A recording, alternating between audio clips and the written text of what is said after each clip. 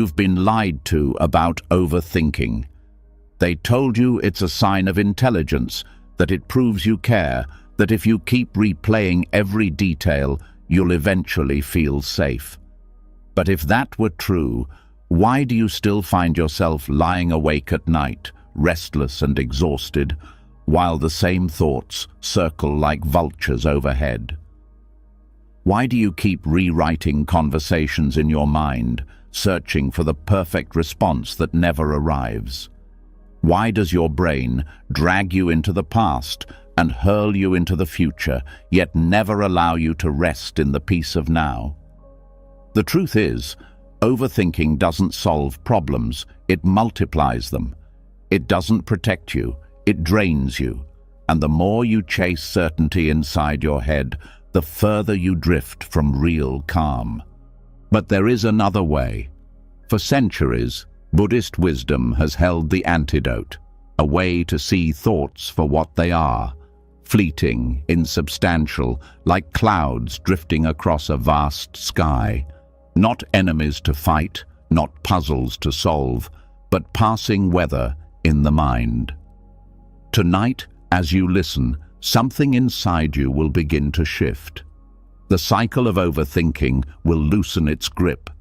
The endless noise will soften, like background music fading into silence, and you'll feel yourself sinking into a stillness deeper than you've known in years. When you wake tomorrow, the world will feel lighter. Not because every question has been answered, but because you'll finally understand that not every question needs an answer. You'll step into a freedom beyond analysis, beyond worry, beyond the endless what-ifs. This isn't just another audio to help you drift off. This is your doorway out of overthinking, into peace, clarity, and rest. Are you ready? Let's begin. And so, from here, we take our first step into Buddhist wisdom by looking closely at a teaching that speaks directly to the way the mind tortures itself long after the moment of pain has passed.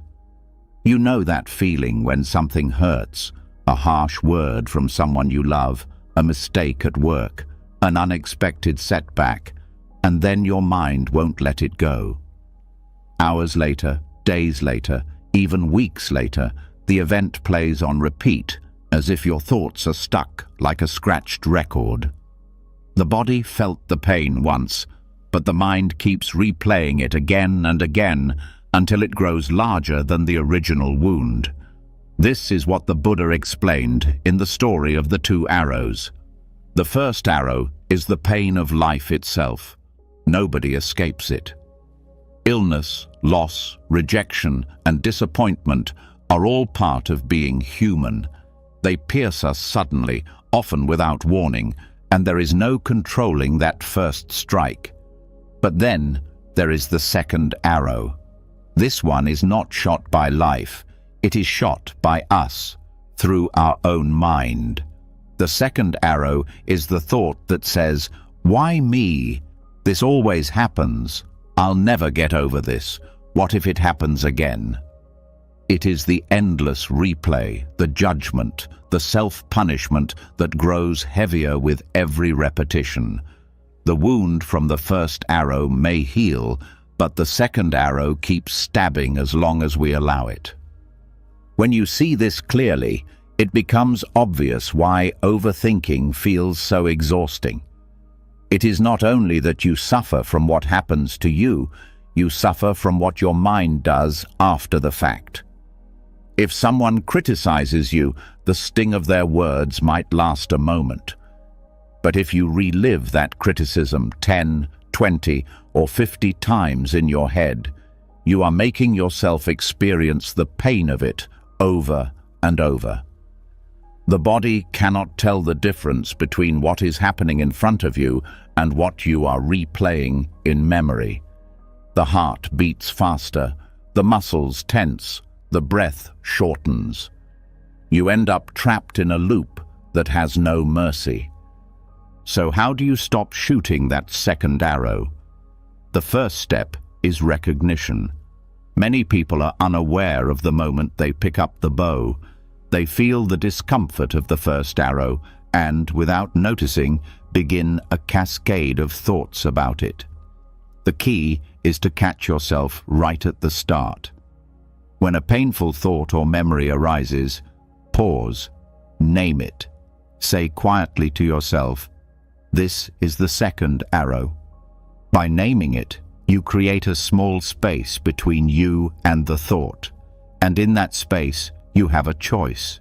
You can either load another arrow, or you can put the bow down. This doesn't mean you have to pretend the first arrow never hit you. Pain is real. Disappointment is real. The Buddha never denied that. What he showed us is that the pain does not need to be multiplied by resistance, judgment, or obsessive replay. By separating the unavoidable hurt from the optional suffering, you give yourself a way out. The moment you see that thoughts are adding layers to the original wound, you have already weakened their grip. Another way to step out of the cycle is through compassion. Think about how harsh the second arrow is. If a friend came to you with a wound, would you stab them again and again while blaming them for being hurt? Of course not. You would comfort them, clean the wound, hold them gently. Yet this is exactly what we do to ourselves with overthinking. We beat ourselves up for being human. Compassion interrupts that pattern. The next time you catch your mind replaying an old mistake, soften your inner voice. Say to yourself, "I am hurting, and that is okay." This simple act is like dropping the bow to the ground. It doesn't erase the pain of the first arrow, but it stops the cycle of shooting more. Overthinking thrives on the belief that if you keep analyzing, you'll find control. But the more you try to control the pain, the deeper it digs in. Here is where mindfulness comes in. To stop overthinking, practice returning to the present moment again and again. When your thoughts drag you back into the scene of hurt, redirect your attention to your breath. Notice the rise and fall of your chest. Feel the ground beneath your feet or the warmth of your blanket. These small anchors remind your body that it is here, now, not back in the past where the hurt took place. Slowly, the power of the memory fades. The second arrow dissolves into air. Another hidden truth in this teaching is that the second arrow often hurts more than the first. Physical pain, rejection, failure, these are intense but usually temporary. The mind, however, can carry the echo for years. Some people keep wounds alive long after the event is over.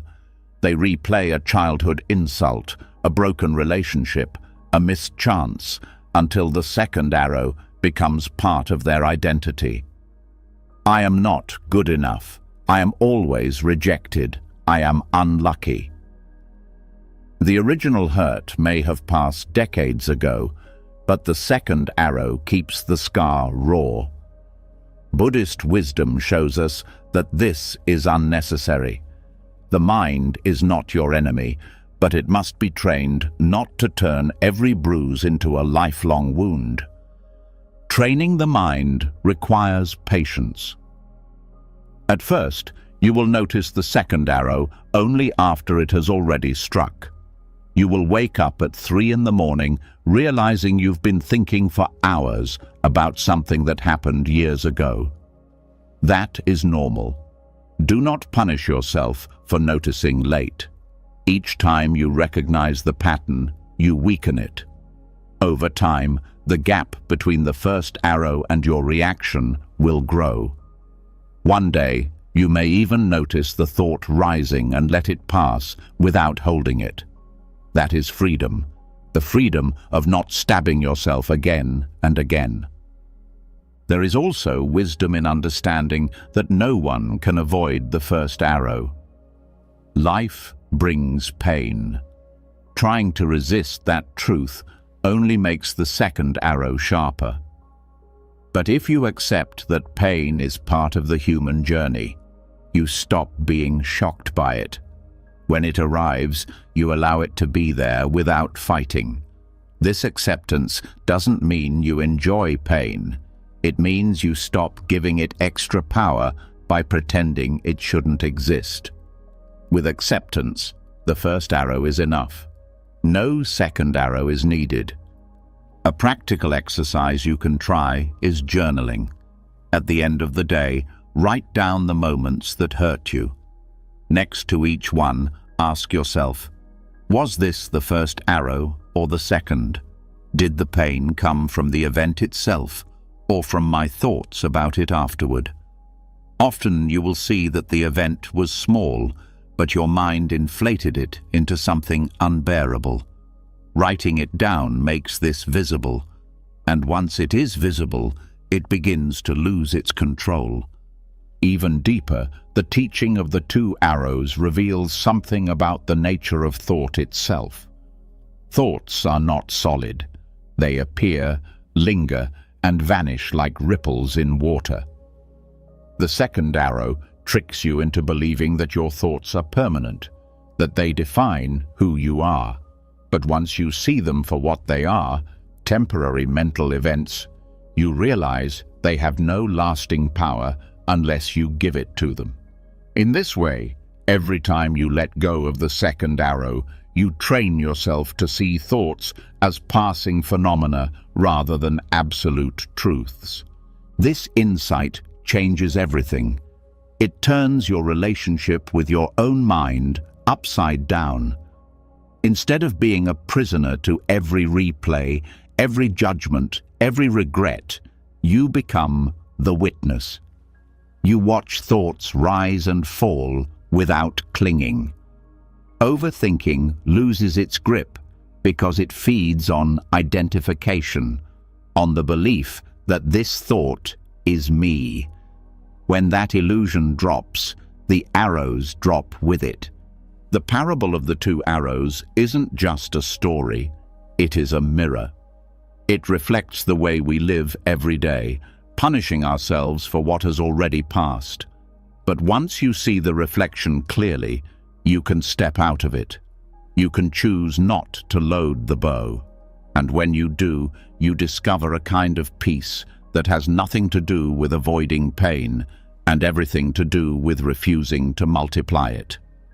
As you rest tonight, let this teaching sink into your heart. Notice when your mind tries to fire again and remind yourself gently, this is the second arrow.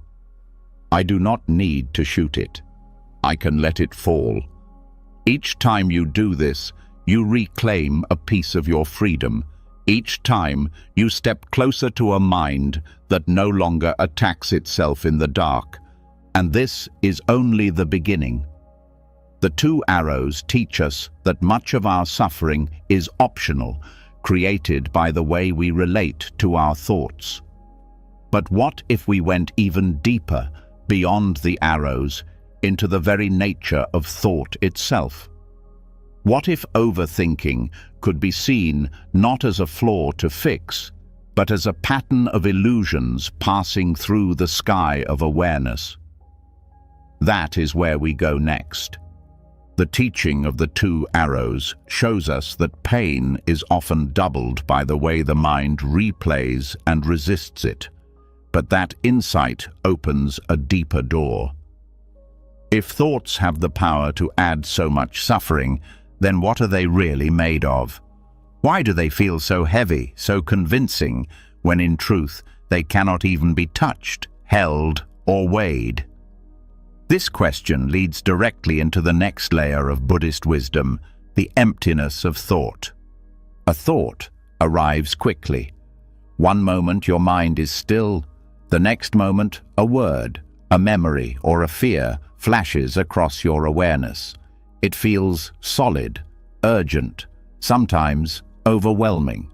You may find yourself believing it as if it were a fact written in stone. Yet, if you look closely, what is it? a flicker of electricity in the brain, a passing image, a soundless sentence that forms inside you and dissolves almost as fast as it appeared. The strength of a thought comes not from its reality, but from your relationship to it. When you treat it as unquestionable truth, it becomes a chain. When you see it as temporary, it becomes light as air. This is what is meant by the emptiness of thought. Not that thoughts do not exist, but that they lack the solidity we project onto them. They are phenomena, appearances without substance. To recognize this is to free yourself from overthinking, because you stop mistaking mental weather for the climate of your entire life. Think of how many times a thought has come to you with intensity. I will fail. They don't like me. This will never get better. And later you realized it wasn't true. Yet, in the moment, the thought carried the weight of reality itself. This is the trap. The mind does not announce, "Here is a temporary thought passing through." It declares, "This is how it is." Without awareness, you bow to that declaration. With awareness, you see it as a performance with no real actor behind it. Buddhist practice trains you to watch thoughts the way you might watch clouds moving across the sky. Some are large, dark, and heavy. Some are small and soft. Some vanish almost before they are noticed. None of them ever alter the sky itself. The sky remains open, vast, and untouched, no matter how many clouds pass through it. In the same way, your awareness, the part of you that notices thoughts, remains untouched by them. The more you rest in that awareness, the less control thoughts have over your mood, your choices, and your sleep. There is great freedom in learning not to fuse yourself with every thought that arises. The sentence in your head that says, "I am not enough," is not you. It is not truth. It is a soundless whisper shaped by old habits, old experiences, old conditioning. When you see it as just that, it passes through like a bird crossing the sky. It leaves no permanent mark. Overthinking loses its fuel when you stop believing every thought deserves attention. The mind's tendency is to grab thoughts, examine them, polish them, and stack them into towers of interpretation. That is how a single event becomes hours of rumination.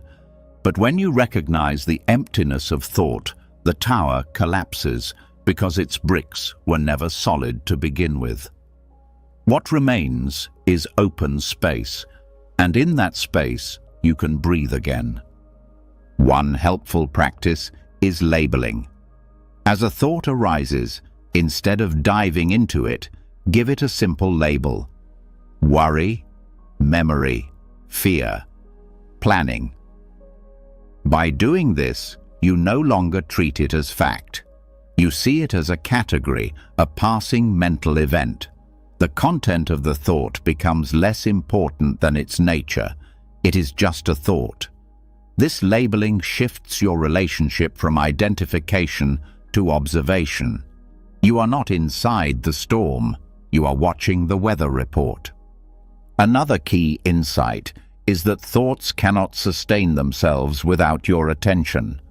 Like a fire that dies when you stop feeding it wood, a thought dissolves when you stop fueling it with interest. Notice the next time a worry enters your mind.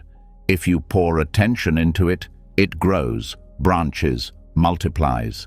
If you acknowledge it lightly and let your focus return to the breath or the sensations of your body, it fades. The emptiness of thought is revealed in this fading. It shows you that no thought has inherent power.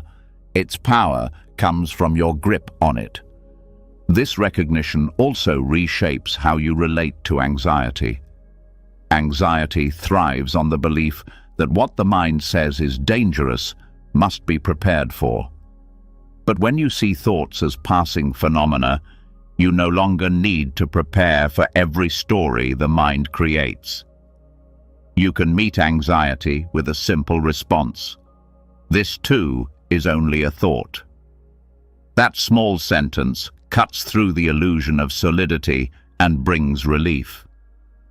It is also worth noticing how thoughts arise on their own. You do not sit down and decide, "I will think of fear right now." The mind produces them spontaneously, like waves forming in the ocean. If you did not create them deliberately, why treat them as ultimate truth? This perspective softens the compulsion to take ownership of every passing mental event. Thoughts happen. Awareness notices. You are not required to build a world out of them. Some traditions describe thoughts as echoes. They are not reality itself, but reverberations of past experiences, beliefs, and conditioning. You might hear the echo of a parent's criticism in your own inner voice decades later and mistake it for truth. But an echo has no source of its own. Once you see this, the grip weakens. You understand that a thought's power is borrowed, not inherent. This understanding does not mean you must reject thinking altogether. Thoughts are tools. They help you plan, create, and remember. But overthinking happens when the tool is mistaken for the master, when the passing clouds are mistaken for the sky itself. By seeing thoughts as empty of solidity, you return them to their proper role. Servants, not rulers. Another practice that reveals the emptiness of thought is focusing on the spaces between them. Sit quietly and notice the gap after one thought ends and before another begins. For many, this gap is overlooked because the mind quickly fills it. But if you rest in that space, even for a few seconds, you discover something profound. Peace is already there.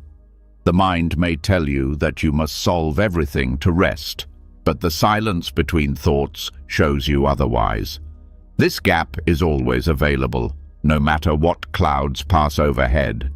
The emptiness of thought also helps with letting go of identity stories. Overthinking often revolves around narratives about who you are. I am a failure. I am always unlucky. I am too anxious. These identities feel carved into stone, but when you look closely, they are built from nothing more than repeating thoughts. If thoughts are empty, then these identities are empty too. They have no permanent foundation. Recognizing this allows you to live more freely, no longer chained by labels that never truly defined you. This practice is not about suppressing thought. Suppression only makes thoughts return stronger. Instead, it is about recognition without attachment. When a thought arises, let it be seen, let it be named, let it pass. Do not fight, do not cling. This attitude is what Buddhists call non-clinging awareness.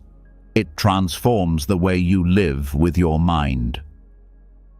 Consider how this changes daily life. A thought arises, I cannot handle this meeting tomorrow. Before, you might spiral into hours of anxiety. With the understanding of emptiness, you note, that is worry. You return to your breath. The thought dissolves. Later, another arises. What if I said the wrong thing to my friend? You note, that is memory. It passes. Each time, you reinforce the habit of releasing instead of grasping. Over weeks and months, this changes the entire atmosphere of your mind. The teaching also points toward compassion for others. When you see that your thoughts are empty, you also realize that other people's thoughts are empty too. Their judgments, their opinions, their criticisms are not solid truths. They are passing clouds in their own minds. This makes it easier to forgive, to let go of resentment, and to stop being wounded by every word. You stop shooting yourself with their arrows because you see that even their arrows are made of mist. In modern times, science echoes this wisdom. Neuroscience shows that thoughts are patterns of neural firing, temporary connections that shift constantly. Psychology shows that beliefs and self-talk are conditioned by environment and can be rewired. The Buddha's teaching of emptiness aligns with this. Thoughts feel real, but they are not permanent structures.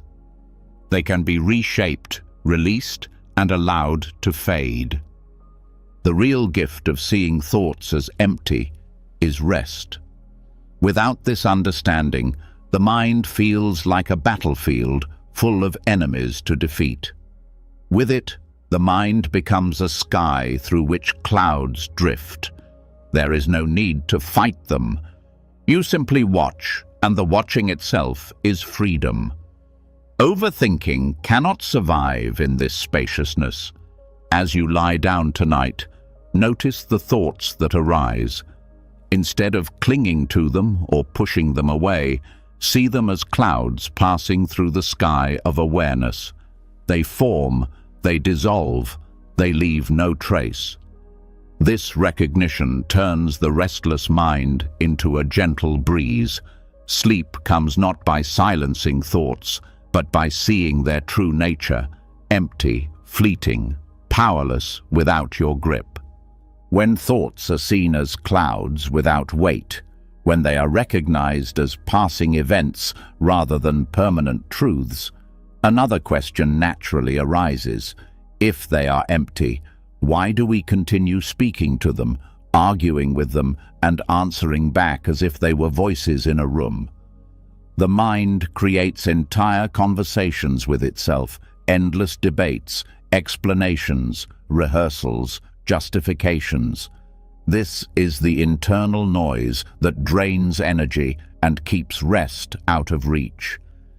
And here, Buddhist wisdom offers something rare and powerful: noble silence. Noble silence is not simply the absence of words. It is not just keeping the mouth closed. It is a turning away from the compulsion to respond to every whisper inside. It is the courage to remain still while thoughts try to bait you into dialogue. Silence in this sense is active, alive, and deeply healing. To practice noble silence is to discover that you do not have to attend every argument your mind invites you to. You do not have to explain yourself to your own thoughts. You can allow them to pass unanswered, like strangers walking by on the street. This silence cuts at the root of overthinking, because overthinking is built on response. A thought arises and the mind reacts. Yes, that's true. No, that's not fair. What about next time? Each reaction builds another layer of dialogue. Soon, you are trapped in a courtroom in your own head, with the prosecutor, the defense, and the judge, all played by you. Noble silence ends the trial. It leaves the courtroom empty.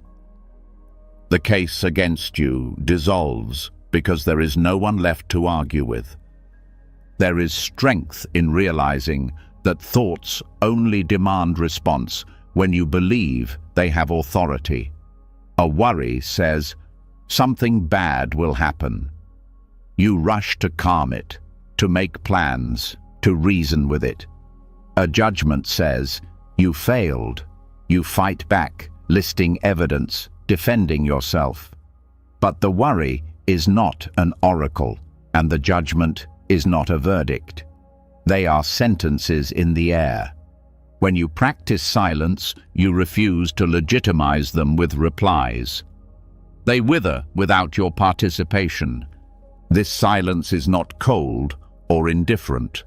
It is a silence rooted in awareness, a silence that listens but does not cling. You hear the thought, you allow it, but you do not fuel it.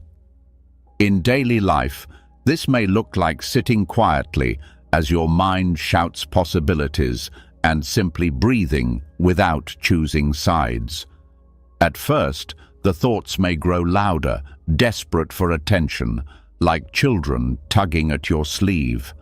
But over time, when they realize no answer will come, they lose their force. The noise weakens, and in its place comes a stillness you may have never known. The Buddha himself often taught not only through words, but through silence. There were times when disciples asked him questions designed not to seek truth, but to trap him in debate. In those moments, he would remain silent. That silence was not ignorance, it was wisdom. He knew that responding would only feed the fire of endless speculation. By remaining silent, he showed that not all noise deserves a reply. This principle applies directly to the dialogues inside your own head. In the modern world, where everything demands reaction, messages, notifications, opinions, the practice of noble silence is revolutionary. It tells you that you do not owe every thought a reply. It gives you permission to rest even while your mind is busy. The internal noise may continue for a while, but without your answers, it becomes background hum rather than a storm. And eventually, silence deepens until the noise fades completely. There is a form of meditation used to cultivate this practice, sitting quietly and watching the flow of thoughts without engaging. A thought appears.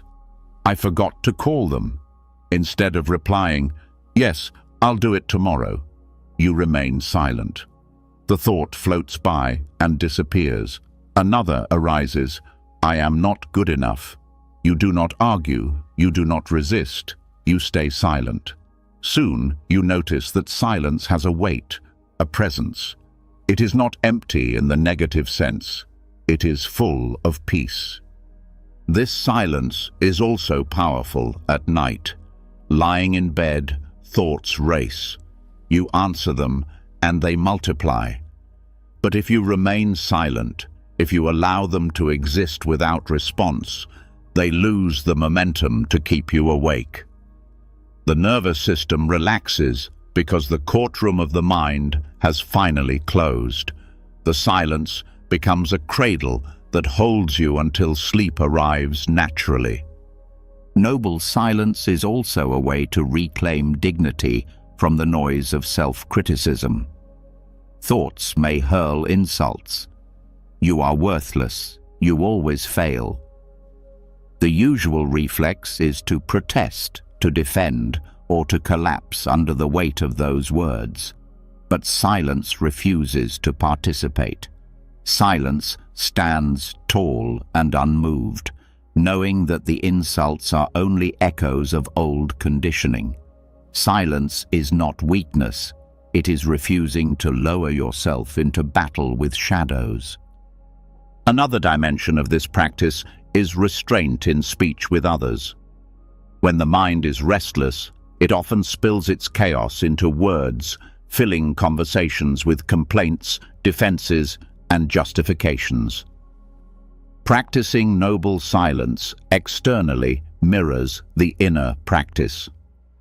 By holding back unnecessary speech, you strengthen the ability to hold back unnecessary internal dialogue. This outer discipline feeds the inner one, and together they bring calm.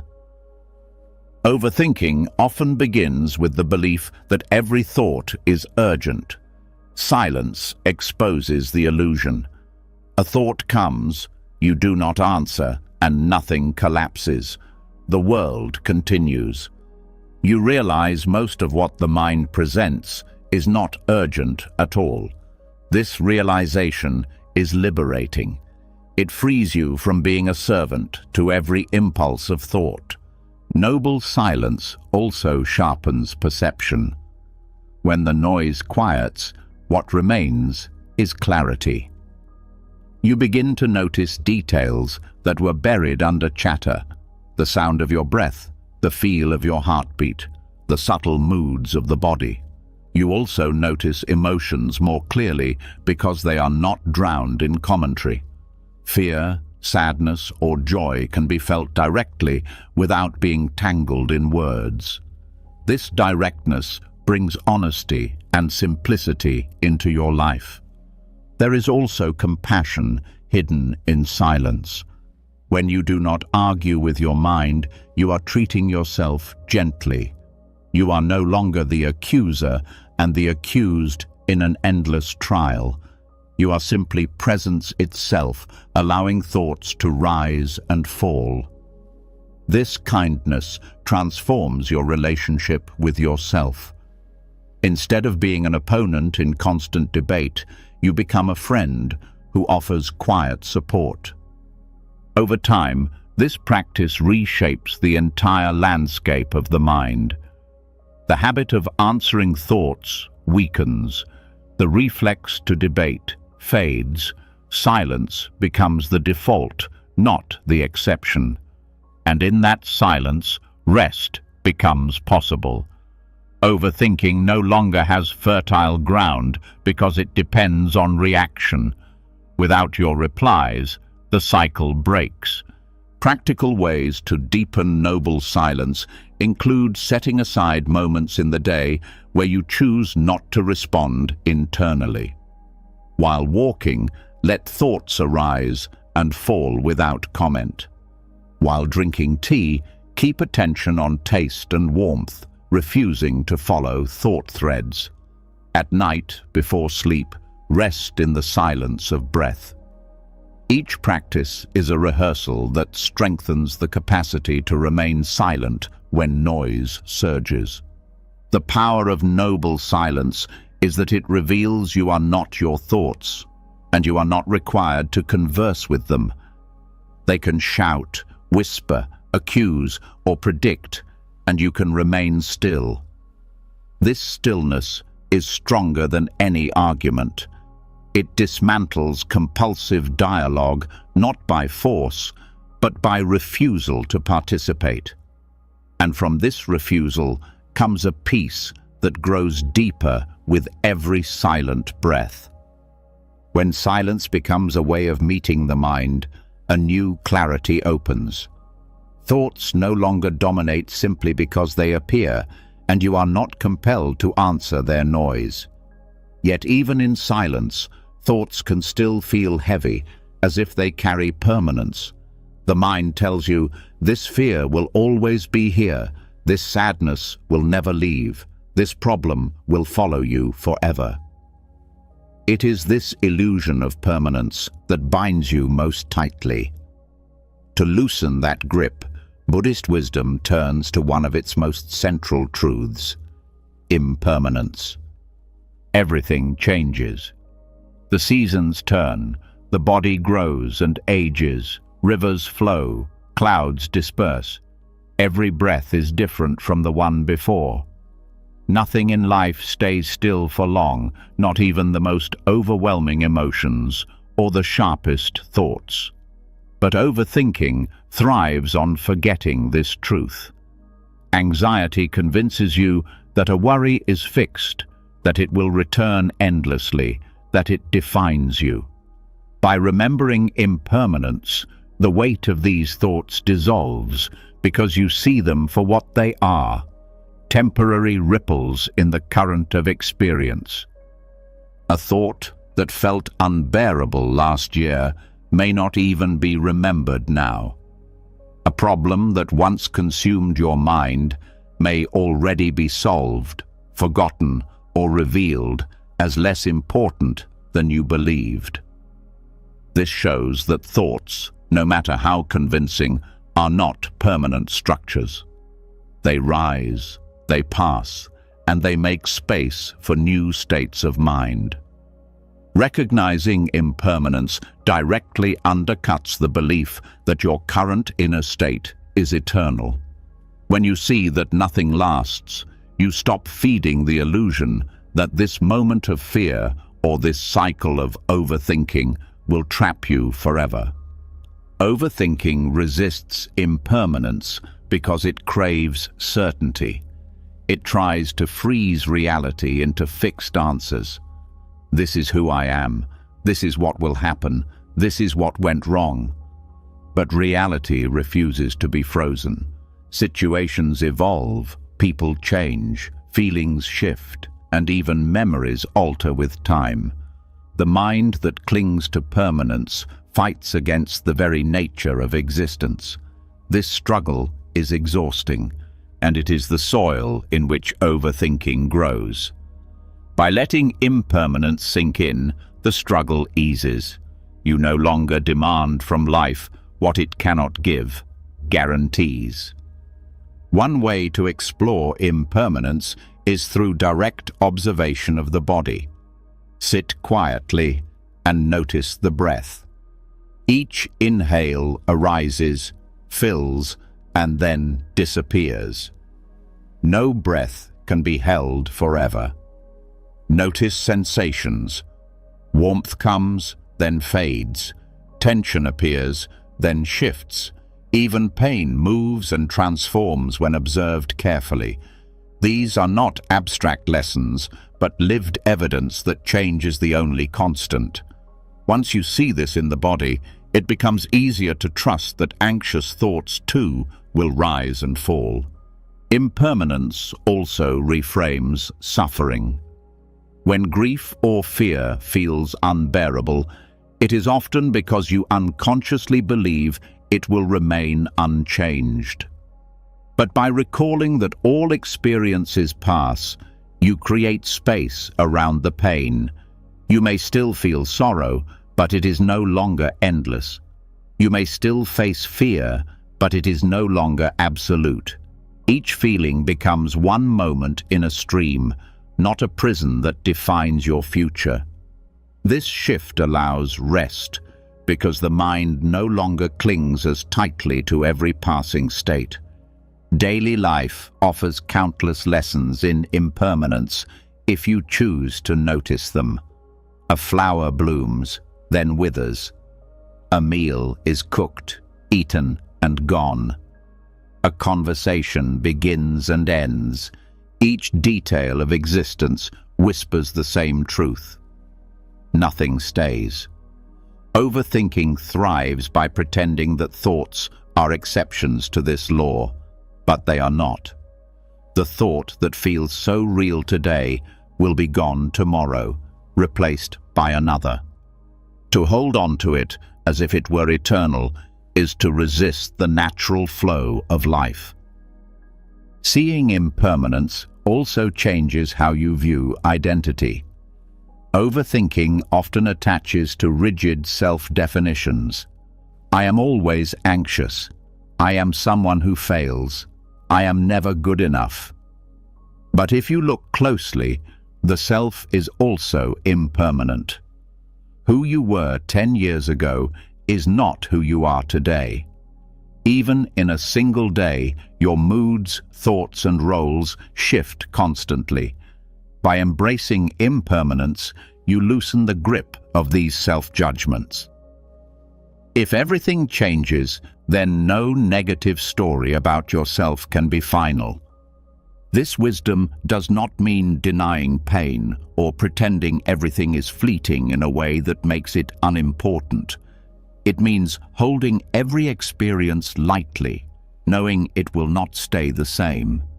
This gentle awareness removes the desperation that fuels overthinking. Instead of clinging to a solution that will last forever, you work with the present moment, trusting that change will carry you forward. Impermanence also brings gratitude. When you realize that nothing lasts, every small joy becomes more precious. The laugh of a loved one, the warmth of sunlight, the quiet of night, all are temporary.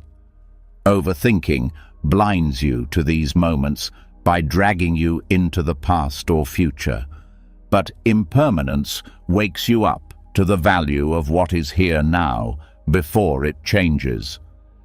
Gratitude itself is an antidote to worry because it roots you in appreciation rather than analysis. Another powerful practice is reflecting on how even the hardest storms of your past eventually ended. Think back to a time you thought you could not bear. Did it stay forever? Or did life move, carrying you with it, until the intensity softened? This memory is not meant to glorify struggle, but to remind you that permanence was never real. By remembering this truth, you weaken the habit of believing that current fears will last without end. Impermanence also helps with decision-making. Overthinking often arises when you try to predict every outcome and secure a path without risk. But impermanence shows that outcomes themselves will change. The decision you make today will not define you forever because circumstances shift and you adapt. This frees you to act without being paralyzed by the need for perfect certainty. Life itself is flexible, and so are you. The teaching of impermanence even applies to thought patterns themselves. Habits of worry may feel ingrained, but they too are subject to change. With practice, awareness, and patience, new patterns replace old ones. Just as water wears down stone over time, gentle reminders of impermanence reshape the pathways of the mind. This truth gives hope. Overthinking is not fixed. It too will pass, especially when seen clearly. When applied deeply, impermanence dissolves fear of the future. Fear thrives on the belief that the worst outcome will last forever. But in reality, even difficulties change form, even suffering shifts. By knowing this, you can meet the future not with panic, but with trust in the ever-changing flow of life. This trust is not blind optimism. It is grounded in direct observation of reality as it is. As you rest at night, you can practice impermanence in a simple way. Notice each thought that arises. Watch it arrive, linger, and fade. Remind yourself, this too will pass.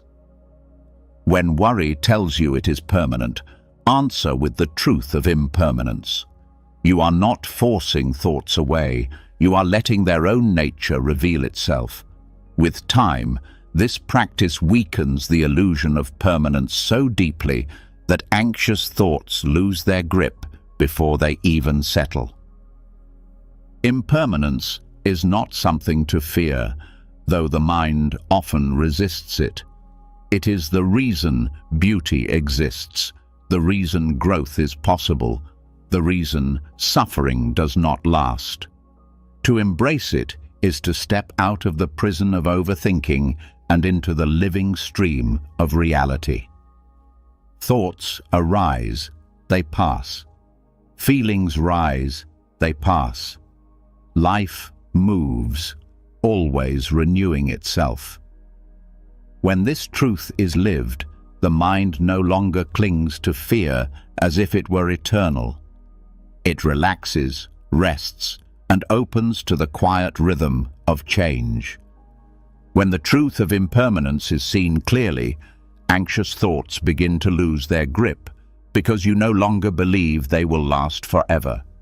Yet even with this understanding, the mind often creates spirals so strong that you feel pulled along without choice. A single worry can turn into a storm of thoughts, each feeding the next, until the original concern is buried under layers of mental construction. To understand how this happens, Buddhist teaching points to dependent origination, the principle that everything arises because of conditions. Nothing stands alone, not even your thoughts. Overthinking is not random. It unfolds link by link, each mental event giving rise to another, until you are caught in a chain that feels unbreakable. The spiral often begins with contact. Something is seen, heard, remembered, or felt in the body. From that contact, a spark of feeling arises, pleasant, unpleasant, or neutral. The unpleasant feeling, however brief, is often the seed. From that seed, craving begins, the craving to get rid of the discomfort, to fix it, to solve it, to find certainty. Craving leads to clinging, the mind attaching itself to the thought as if it were urgent. From clinging comes becoming, the thought taking form as a narrative. This is who I am. This will always happen. This is what I must prevent. That narrative hardens into identity, into a sense of self trapped in a problem. And so the wheel of overthinking spins, not because the original contact was unbearable, but because each link created the conditions for the next. When you begin to see this process step by step, the spiral loses its mystery. You realize that overthinking is not one giant force, but many small movements connected together. Each link depends on the one before it, and because it is dependent, it can also be interrupted. You cannot stop contact itself. You will always see, hear, remember, and feel, but you can bring awareness at the moment feeling arises. If you notice the unpleasant sensation and allow it to exist without craving, the next links weaken. If you let craving arise but do not cling, the chain breaks further down. Awareness at any point is enough to disrupt the momentum. Consider a simple example. You receive a short message from a friend that feels cold. The contact is the sight of the words. The feeling is discomfort in the chest, maybe a sting of rejection. Craving arises. I want to know why they said that. I want to feel safe again. Clinging follows. You replay the message, analyze tone, create interpretations. Becoming takes shape. They are upset with me. I did something wrong. Identity solidifies. I am the kind of person who ruins relationships. Within minutes, a few words on a screen have spiraled into a storm of self-judgment, but at each step, the process could have been softened. If, at the stage of feeling you had noticed, this is discomfort and discomfort passes, the spiral would not have gained strength. Dependent origination teaches that suffering is constructed, not delivered fully formed. Overthinking is not poured onto you by force. It is built moment by moment. This is empowering because it shows that freedom does not require controlling the first spark. You only need awareness at one link to loosen the chain. Each moment of recognition is like removing a link from a circle of metal. Once the circle is broken, it can no longer bind you. To work with this practically, begin by tracing spirals backward. The next time you notice you are lost in overthinking, pause and ask, what was the link before this? Was it a craving for certainty? Was it an unpleasant feeling? Was it contact with a memory? By tracing back, you reveal the architecture of your spiral. Once you see the structure, you can meet it earlier next time. Over weeks and months, you begin to intercept spirals sooner, until eventually you recognize the first spark and allow it to pass without building chains upon it. Another way to explore this is through meditation on feeling tones. Every moment carries a subtle flavor, pleasant, unpleasant, or neutral. By paying attention to these tones, you train yourself to catch the exact moment when craving is likely to arise. For example, when an unpleasant tone appears, you can simply note "unpleasant" without resisting. This gentle acknowledgement prevents craving from escalating into clinging. It is like noticing a match before it becomes a fire. The teaching also points to the illusion of self embedded in overthinking. When the links solidify into identity, the thought, "I am anxious," feels heavier than anxiety is present. But identity is simply another product of dependent origination, arising because of conditions. If you see it as constructed, you stop mistaking it for essence. This loosens the hold of self-judgment and opens space for compassion. You are not the chain itself. You are the awareness that can watch its links appear and disappear. Dependent origination also explains why overthinking often feels endless. Because one thought conditions the next, the chain can loop without end, feeding itself like a wheel turning on its own momentum. But the wheel is not self-powered. It depends on conditions, and conditions can be changed. Bringing awareness to breathing, shifting attention to the body, or practicing kindness are all ways of altering the conditions so the chain cannot keep spinning. You do not need to destroy the wheel, you only need to stop pushing it. This teaching also reframes blame. Many people attack themselves for overthinking, believing it is a flaw of character. But dependent origination shows that overthinking arises from causes and conditions. It is not personal failure, it is a process. Just as fire arises when fuel, oxygen, and heat meet, spirals arise when contact, feeling, craving, and clinging align. This understanding brings gentleness. Instead of condemning yourself, you work with the conditions. Remove the fuel, and the fire fades. A helpful exercise is to map a spiral in writing. Start with the final state, perhaps hours of worry, and then trace back. What thought came just before? What craving drove it? What feeling sparked it? What contact began it? Writing this chain reveals that what felt like one overwhelming block is actually many small steps, and each small step can be met differently. Over time, this mapping builds the skill of seeing the links in real time. Dependent origination also shows why mindfulness must be continuous. If awareness fades, the chain rebuilds itself quickly. A moment of contact can slip into craving before you notice. But if mindfulness is steady, the links have no room to harden. Continuous awareness is like keeping a light on in a dark room. With the light on, the shadows of spirals cannot trick you. This teaching goes beyond thought alone.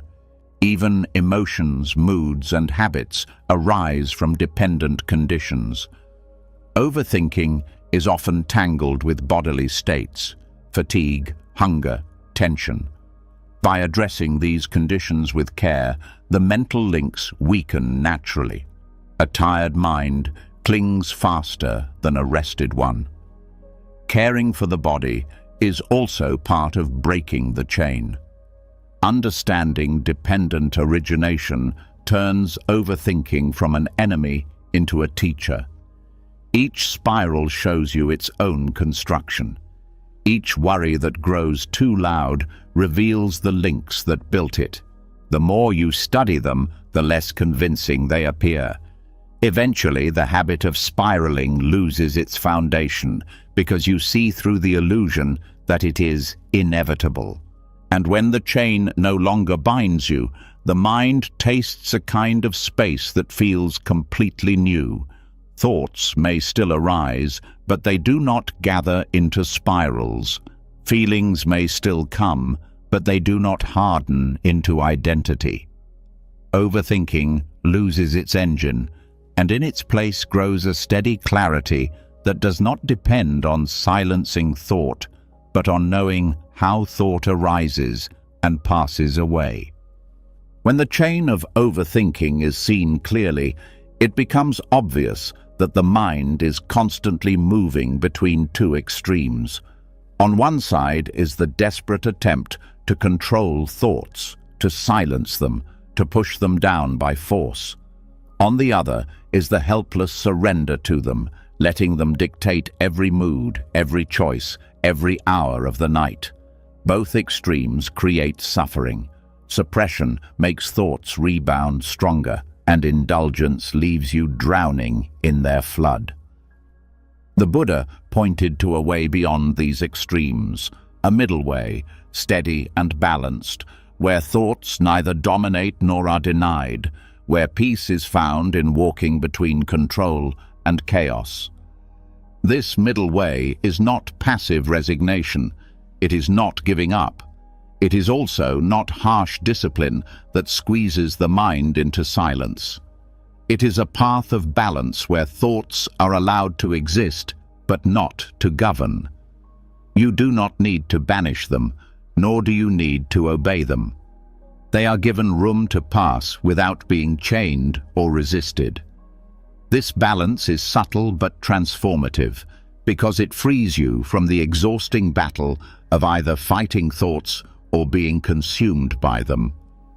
Overthinking thrives in extremes. When you try to control every thought, the mind resists.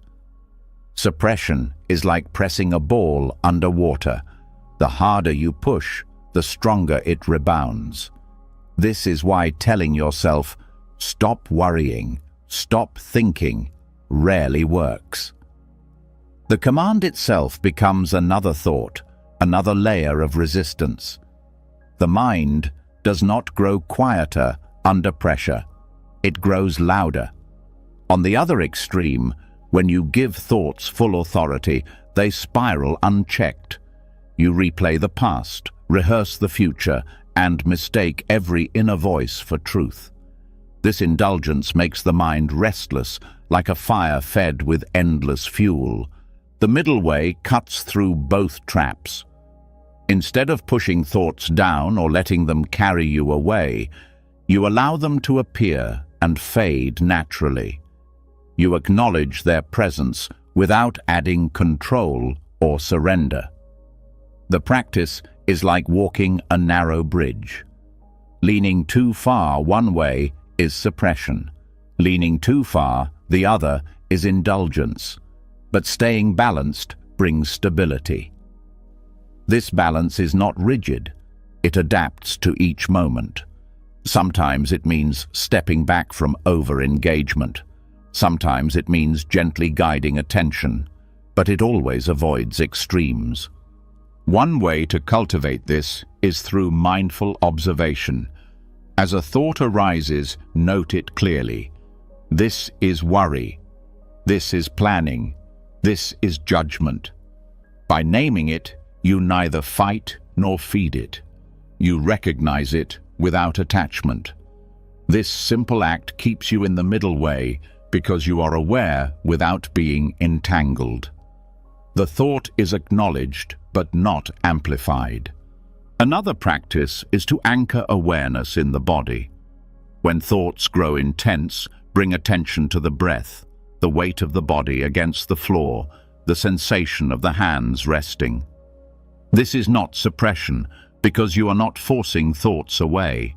It is redirection, choosing not to let the spiral dominate. The thoughts remain in the background, but your focus rests in something steady. This middle ground prevents both drowning in thought and exhausting yourself by trying to banish it. The middle way also reframes the idea of control itself. True control is not forcing thoughts into silence. It is guiding your relationship with them. You cannot stop the waves from rising in the ocean of the mind, but you can learn to surf them rather than be thrown under or try to freeze the water still. Control in this sense is gentle steering, not domination. It is the wisdom of knowing when to let go, when to redirect, and when to rest in stillness. In daily life, this balance shows up in small ways. You may notice yourself worrying about an upcoming event. Suppression would say, "I must not think about this," which only makes it louder. Indulgence would let the worry spin endlessly. The middle way acknowledges, "Worry is here." Then it turns attention back to the task at hand, not denying the thought, but not granting it full control. This shift breaks the cycle without creating inner conflict. The middle way also protects you from self-criticism. Many people attack themselves for having thoughts at all, believing peace means an empty mind. But thoughts are natural. To expect absolute silence is to set yourself up for failure. The middle way accepts that thoughts will come, and peace comes not from erasing them, but from relating differently to them. This acceptance itself reduces the energy of overthinking, because judgment no longer fuels the cycle. Even in meditation, the middle way is vital. Beginners often struggle because they think meditation means eliminating thought. When thoughts arise, they feel failure.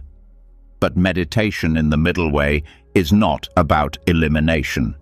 It is about awareness without reaction. Each time the mind drifts, you gently bring it back.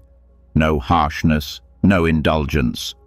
This patience trains the nervous system to find calm without force. There is also wisdom in recognizing that the middle way requires practice, not perfection. At times, you will slip into suppression, tightening against thoughts. At other times, you will slip into indulgence, following them for hours. But each time you notice and return to balance, you strengthen the habit. The middle way is not about never falling. It is about learning how to return to balance again and again.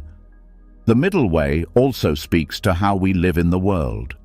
Just as we balance internally, we must balance externally. Some respond to life's difficulties by trying to control everything, micromanaging every outcome. Others give up entirely, letting circumstances drag them without resistance. Both lead to suffering.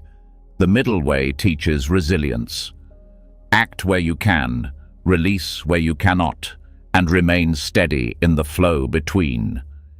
This same wisdom applies to the inner world of thought. To deepen this practice, reflect on the nature of extremes. Ask yourself, when I try to control thoughts, do I find peace or tension? When I surrender to them, do I find freedom or exhaustion? Then ask, what happens when I allow them? Acknowledge them and gently redirect. This reflection makes the truth of the middle way undeniable. The body feels lighter, the mind more spacious, the heart more at ease. Overthinking cannot survive balance. It thrives on the friction of resistance and the fuel of indulgence. Without either, it loses its engine. By resting in the middle way, thoughts still come, but they no longer bind you. They are seen, allowed, and released, leaving awareness open and calm.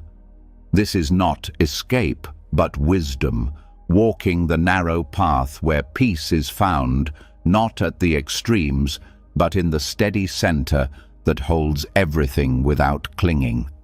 Balance between control and chaos teaches you that freedom is not found in forcing silence nor in surrendering completely, but in walking the steady center where thoughts no longer dominate. Yet even when balance is discovered, another trap remains. The mind clings to old patterns, rehearsing the same worries in the same way. Thoughts loop because they approach problems from a rigid perspective, as if the mind already knows everything about what could go wrong. To loosen this rigidity, Zen points to a radical attitude, beginner's mind, or Shoshin. Beginner's mind is the state of openness you feel when encountering something new, before assumptions and judgments harden. It is curiosity untainted by past conclusions. Daily worries lose their power when met with this kind of freshness, because the mind can no longer rely on its usual scripts. Instead of repeating old interpretations, it sees each moment as new, each thought as uncharted. This disrupts the repetitive cycles of overthinking and replaces them with space, playfulness, and discovery. Overthinking often comes from a false sense of expertise. The mind believes it has already seen the situation, knows what will happen, and must prepare for every possibility. "I know how this ends," it says, and so it runs old stories on repeat. But those stories are not reality. They are echoes of the past, projected onto the present. Beginner's mind dismantles this illusion. It reminds you that no moment has ever happened before. Even if circumstances look familiar, the details are new, the possibilities are fresh, and your response can be different. This mindset also transforms how you meet uncertainty. Worry thrives on fearing the unknown, but beginner's mind turns the unknown into a field of curiosity. Instead of, "What if everything goes wrong?" the question shifts to, "What is this moment really like?" This change is subtle but profound. Worry feeds on prediction, while beginner's mind feeds on observation. When you are busy noticing what is here, the loop of predicting what might happen loses strength. Practical ways of cultivating beginner's mind start with small details. In daily life, pay attention to ordinary activities as if you were encountering them for the first time. Drinking water, feel its coolness fully. Walking, notice the pressure of each step. Listening, hear tones and pauses freshly without labeling them. This practice trains the brain to drop assumptions and enter direct experience. When worry arises, the same skill applies. Instead of repeating old judgments, look at the thought itself as if you had never seen such a thing before. How does it move? What shape does it take? How does it fade? This curiosity breaks the cycle of automatic reaction. Beginner's mind also softens self-criticism. Overthinking often begins with the assumption, "I already know myself. I am always this way." Beginner's mind refuses such final labels. It asks, "What is present now?" rather than, "What have I always been?" This openness creates room for growth because you no longer chain yourself to past conclusions. Each moment becomes an opportunity to meet yourself anew without the weight of identity stories. Even relationships are renewed through this lens. Worry about what others think is fueled by assumptions. They must be judging me. They will react badly. This always happens. Beginner's mind clears these assumptions away. It asks, "What is truly happening here?" When you meet others without the filter of old conclusions, your responses become more authentic. You listen more, you project less, and connections feel lighter. Overthinking about relationships quiets because it has no rigid script to follow. This mindset also dismantles the belief that control is necessary for safety. When the mind assumes it knows what will happen, it tries to manage every detail to prevent imagined outcomes. Beginner's mind steps into the unknown willingly, not recklessly, but with trust that discovery is possible in each moment. This trust dismantles the cycle of rehearsal and review that defines overthinking. Life feels less like a test to be passed and more like a path to be walked with curiosity. Meditation on beginner's mind can be as simple as watching a single breath with full curiosity. Instead of assuming breathing is familiar, you notice the subtle coolness of the inhale, the warmth of the exhale, the pause between. Each breath is different, each worthy of attention. When the mind tries to wander into worry, the practice is to return with curiosity. What is this breath like? This keeps awareness fresh, interrupting the stale patterns of repetitive thought. There is also a playfulness in beginner's mind. Worry is heavy because it treats every possibility as life or death. Beginner's mind treats the moment like an exploration, lightening the atmosphere. This is not denial of difficulty. It is an attitude that makes room for creativity and resilience. When faced with a challenge, instead of repeating old fears, you approach it as if testing something new. What happens if I try this? Such curiosity prevents the spiral from hardening. The concept also transforms how you meet the future. Overthinking projects the future as a replay of the past. Beginner's mind acknowledges that the future has never been lived before. Every tomorrow is uncharted, and assumptions about it are guesses, not truths. This realization weakens the grip of anxious projection, because the unknown is seen not as a threat, but as an unfolding that can be met freshly, step by step. Practicing beginner's mind also reveals the impermanence of thoughts in a new way. When you look at a thought with curiosity, you notice its beginning, middle, and end. Instead of assuming it will define you, you witness its life cycle. Each observation reinforces that thoughts are temporary events, not permanent truths.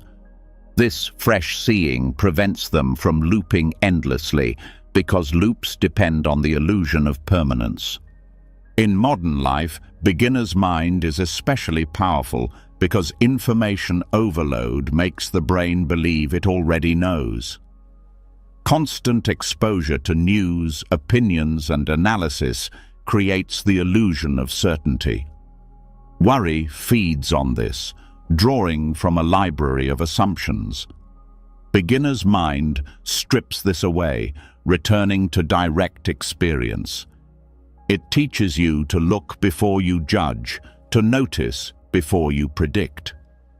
This slows the spiral of thought and anchors you in clarity.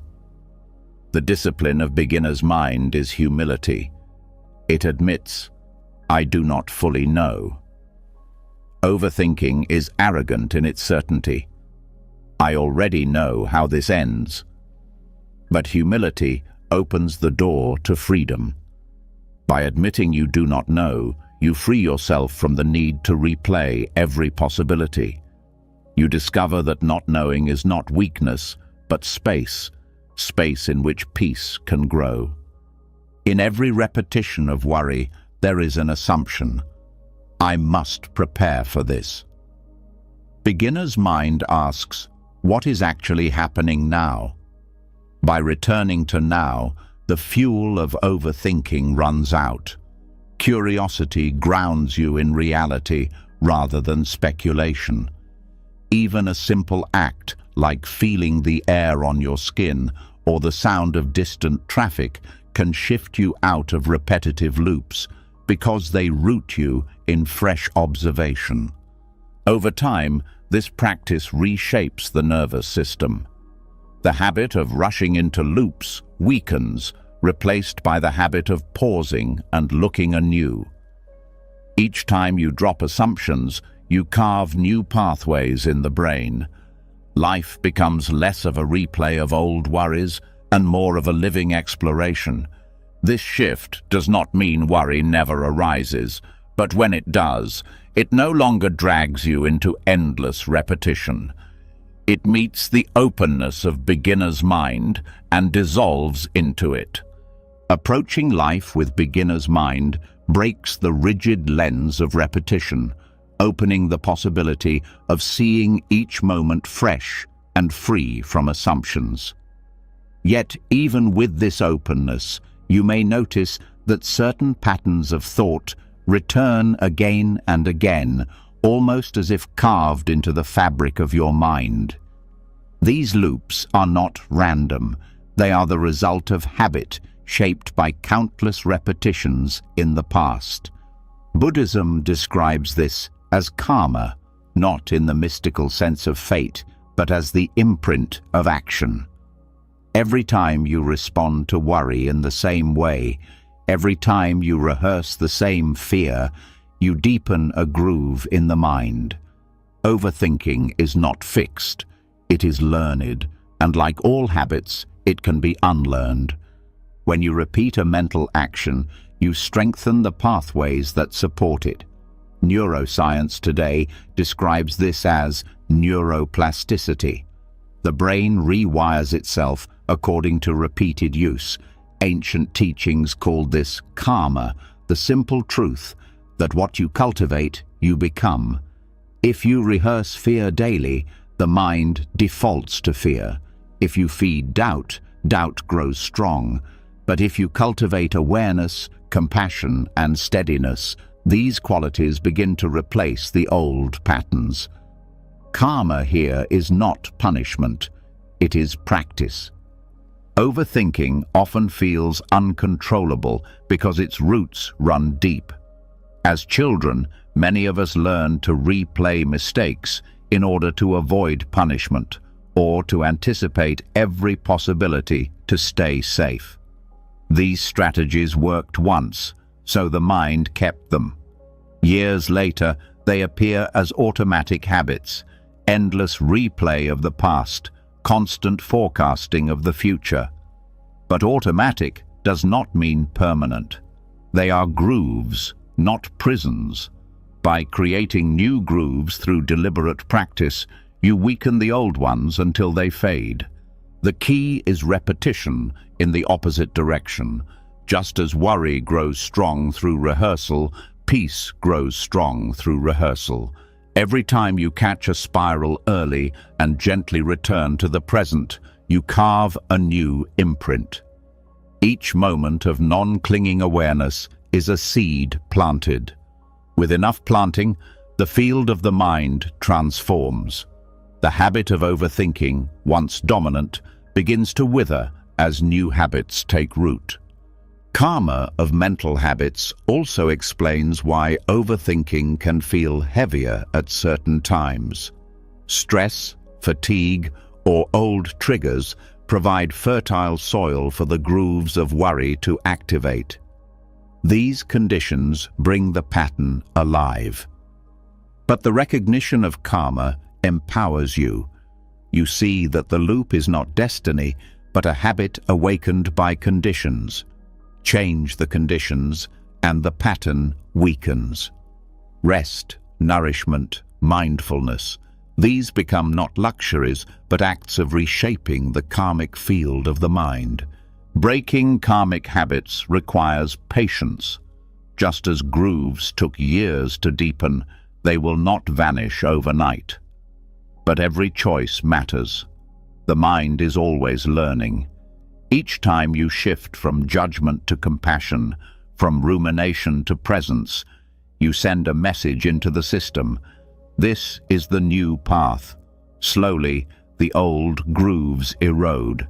This is why practice is described as walking a path. Every step reshapes the road. A helpful practice is mindful substitution. When a repetitive thought arises, instead of feeding it, gently replace it with a more skillful pattern. For example, when self-criticism appears, offer a phrase of kindness. May I be at ease? At first it may feel forced, but with repetition, kindness becomes more familiar than judgment. The karmic imprint changes. This is not about suppressing thought, but about planting new seeds until they naturally grow stronger than the old ones. Awareness of karma also prevents despair. Many people believe, I am just an overthinker, this is who I am. But identity itself is a habit built on repeated thoughts. If those thoughts can change, then so can the sense of self. Karma is fluid, not fixed. The self you experience is the product of countless past moments, and every present moment is an opportunity to shape a new self. This truth turns hopelessness into possibility. It is also important to notice the small victories.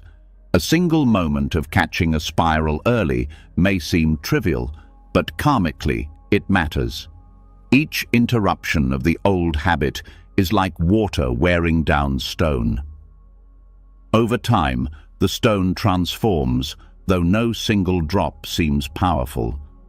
Patience and consistency reveal their strength when you look back and see how far you have traveled. The karmic nature of thought also invites compassion for others. When you see someone trapped in worry or anger, you understand they too are caught in habits formed long ago. Instead of judgment, you meet them with empathy. Their loops are not who they are grooves that can also be reshaped. This understanding reduces conflict and opens the possibility of supporting one another's growth. The Buddha described karma as intention. Every moment of intention plants a seed. Overthinking is simply the harvest of seeds planted unconsciously, watered by repetition. But now, with awareness, you can plant intentionally. You can choose seeds of clarity, patience, and courage. Over time, these grow into new habits that replace the restless ones. The field of your mind becomes more peaceful, not by chance, but by cultivation. Even science confirms this truth. Studies on mindfulness show that regular practice rewires brain regions linked to worry and strengthens those linked to calm. Repetition changes structure. This is karma made visible, the brain itself reshaped by habit. What you practice, you become.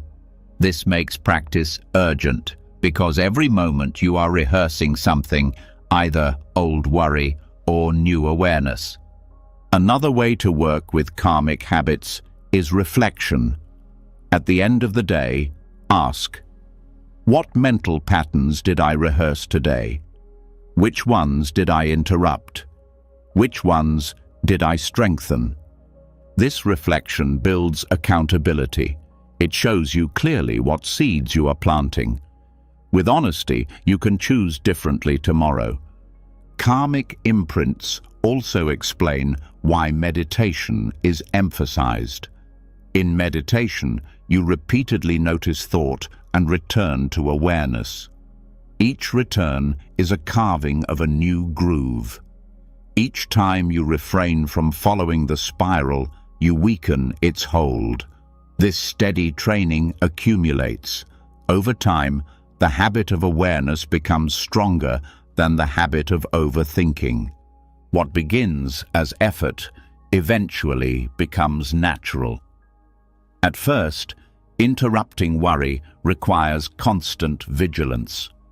But as new karmic patterns form, awareness becomes instinctive. you catch spirals before they grow. You return to presence quickly. The habit of peace begins to run on its own momentum, just as worry once did. This is the fruit of reshaping karma. The mind no longer defaults to restlessness, but to calm. The teaching of karma is not meant to frighten, but to empower. It reminds you that every thought matters, every response matters, every seed matters. Overthinking was learned through repetition, and freedom is learned the same way. By planting wisely, you do not just escape spirals, you cultivate a mind that naturally rests in clarity and compassion. This is the quiet revolution of karma. Habits once formed unconsciously are now rewritten with intention, and the story of your mind begins to change. When you begin to see that overthinking is not destiny, but a habit shaped by repetition, a new kind of freedom opens. Karma shows that what has been built can be reshaped, that patterns are not prisons, but grooves in the mind that can be softened and redirected. Yet even with this understanding, a subtle attachment remains. The mind does not only repeat thoughts, it clings to them, treating them as possessions, as if each one must be held, examined, and owned. This clinging is what gives thoughts their weight. Without attachment, they would pass like birds across the sky, here for a moment and gone the next. The next step in releasing the grip of overthinking is to practice non-clinging. Non-clinging does not mean rejecting thoughts or pushing them away. It is the art of allowing them to visit without making them permanent residents. A thought arises, you notice it, and instead of grasping it tightly, you let it move on. The mind is often like a host who refuses to let guests leave, insisting on keeping them forever, even when the house grows crowded and restless. Non-clinging is learning to open the door, to welcome guests when they arrive, and to let them depart when their time is done. This practice transforms the experience of thought itself. Overthinking thrives because the mind mistakes every thought for something personal, something to hold on to. This is my fear, my memory, my problem. Ownership gives the thought power. Non-clinging removes ownership. A thought is not yours. It is simply a visitor passing through awareness. It comes from conditions. It lingers. It leaves. When you do not cling, you discover that thoughts have no lasting weight. They appear and vanish on their own. The habit of clinging can be subtle. Even when you know a thought is unhelpful, part of you may hold it as a way of seeking safety, as if replaying it will protect you. But clinging only multiplies suffering. It is like grasping fire, hoping it will keep you warm, when in fact it only burns. Non-clinging means trusting that release is safer than grasping, that letting go brings more stability than holding tightly. A simple way to practice this is through awareness of the hands. When you notice a spiral beginning, gently unclench your hands, even if they were not tightly closed. Let them rest open on your lap. This physical gesture mirrors the mental one. Open, not grasping. Over time, the body and mind learn together that openness is strength, not weakness. Non-clinging also changes your relationship with emotions. Often, thoughts are clung to because they are tied to strong feelings. Anger, sadness, fear, these emotions demand attention, and the mind responds by replaying thoughts to explain or justify them. But when you let the emotion exist without attaching to the story around it, it flows more freely. The feeling may rise intensely, but without clinging to the thoughts that fuel it, the wave passes. This practice also reveals the difference between pain and suffering. Pain arises naturally through life's challenges. Suffering grows when we cling to thoughts about pain, building stories that keep it alive. For example, a disappointment may hurt for a day, but clinging to thoughts of failure or unfairness can make the hurt last for years. Non-clinging breaks this extension. It allows pain to exist without creating endless suffering around it. Another benefit of non-clinging is clarity. When you hold a thought tightly, you cannot see it clearly. It becomes distorted by your grip. But when you release, you can observe it without judgment. You see the thought as just a thought, not as an absolute truth. This perspective makes it easier to respond wisely rather than react impulsively. Non-clinging is not apathy. It does not mean ignoring responsibilities or avoiding decisions. It means meeting each thought, each situation, without unnecessary attachment. You act when action is needed, and then you release the mental chatter that tries to hold on long after the moment has passed. This makes action cleaner, less entangled in endless worry. In meditation, non-clinging is practiced by watching the stream of consciousness. Thoughts arise, and instead of following them into stories, you notice them and let them go. Some teachers suggest picturing thoughts as leaves floating down a river, carried by the current. You do not need to chase them or push them away. You only watch them pass. Over time, this habit seeps into daily life, and you begin to meet worries the same way, as passing leaves, not possessions. Non-clinging also reduces fear of the future. Many anxieties are clung to because the mind believes holding them will prepare you. But holding them only creates exhaustion. By releasing, you discover that readiness comes not from clinging to fear, but from meeting each moment as it arrives. The future cannot be solved in advance. It can only be met freshly. Non-clinging allows this meeting to happen without the baggage of endless rehearsals. There is also joy in non-clinging. When you are no longer weighed down by every thought, lightness returns. The mind becomes more spacious, making room for creativity and wonder. Small moments, sunlight, laughter, a kind word, are felt more fully because they are not buried under layers of clung-to worries. The heart becomes less crowded, more open to life as it unfolds. Breaking the habit of clinging requires practice because the mind is conditioned to grasp. But every act of release is a step toward freedom. Each time you notice a thought and let it pass without holding, you carve a new path.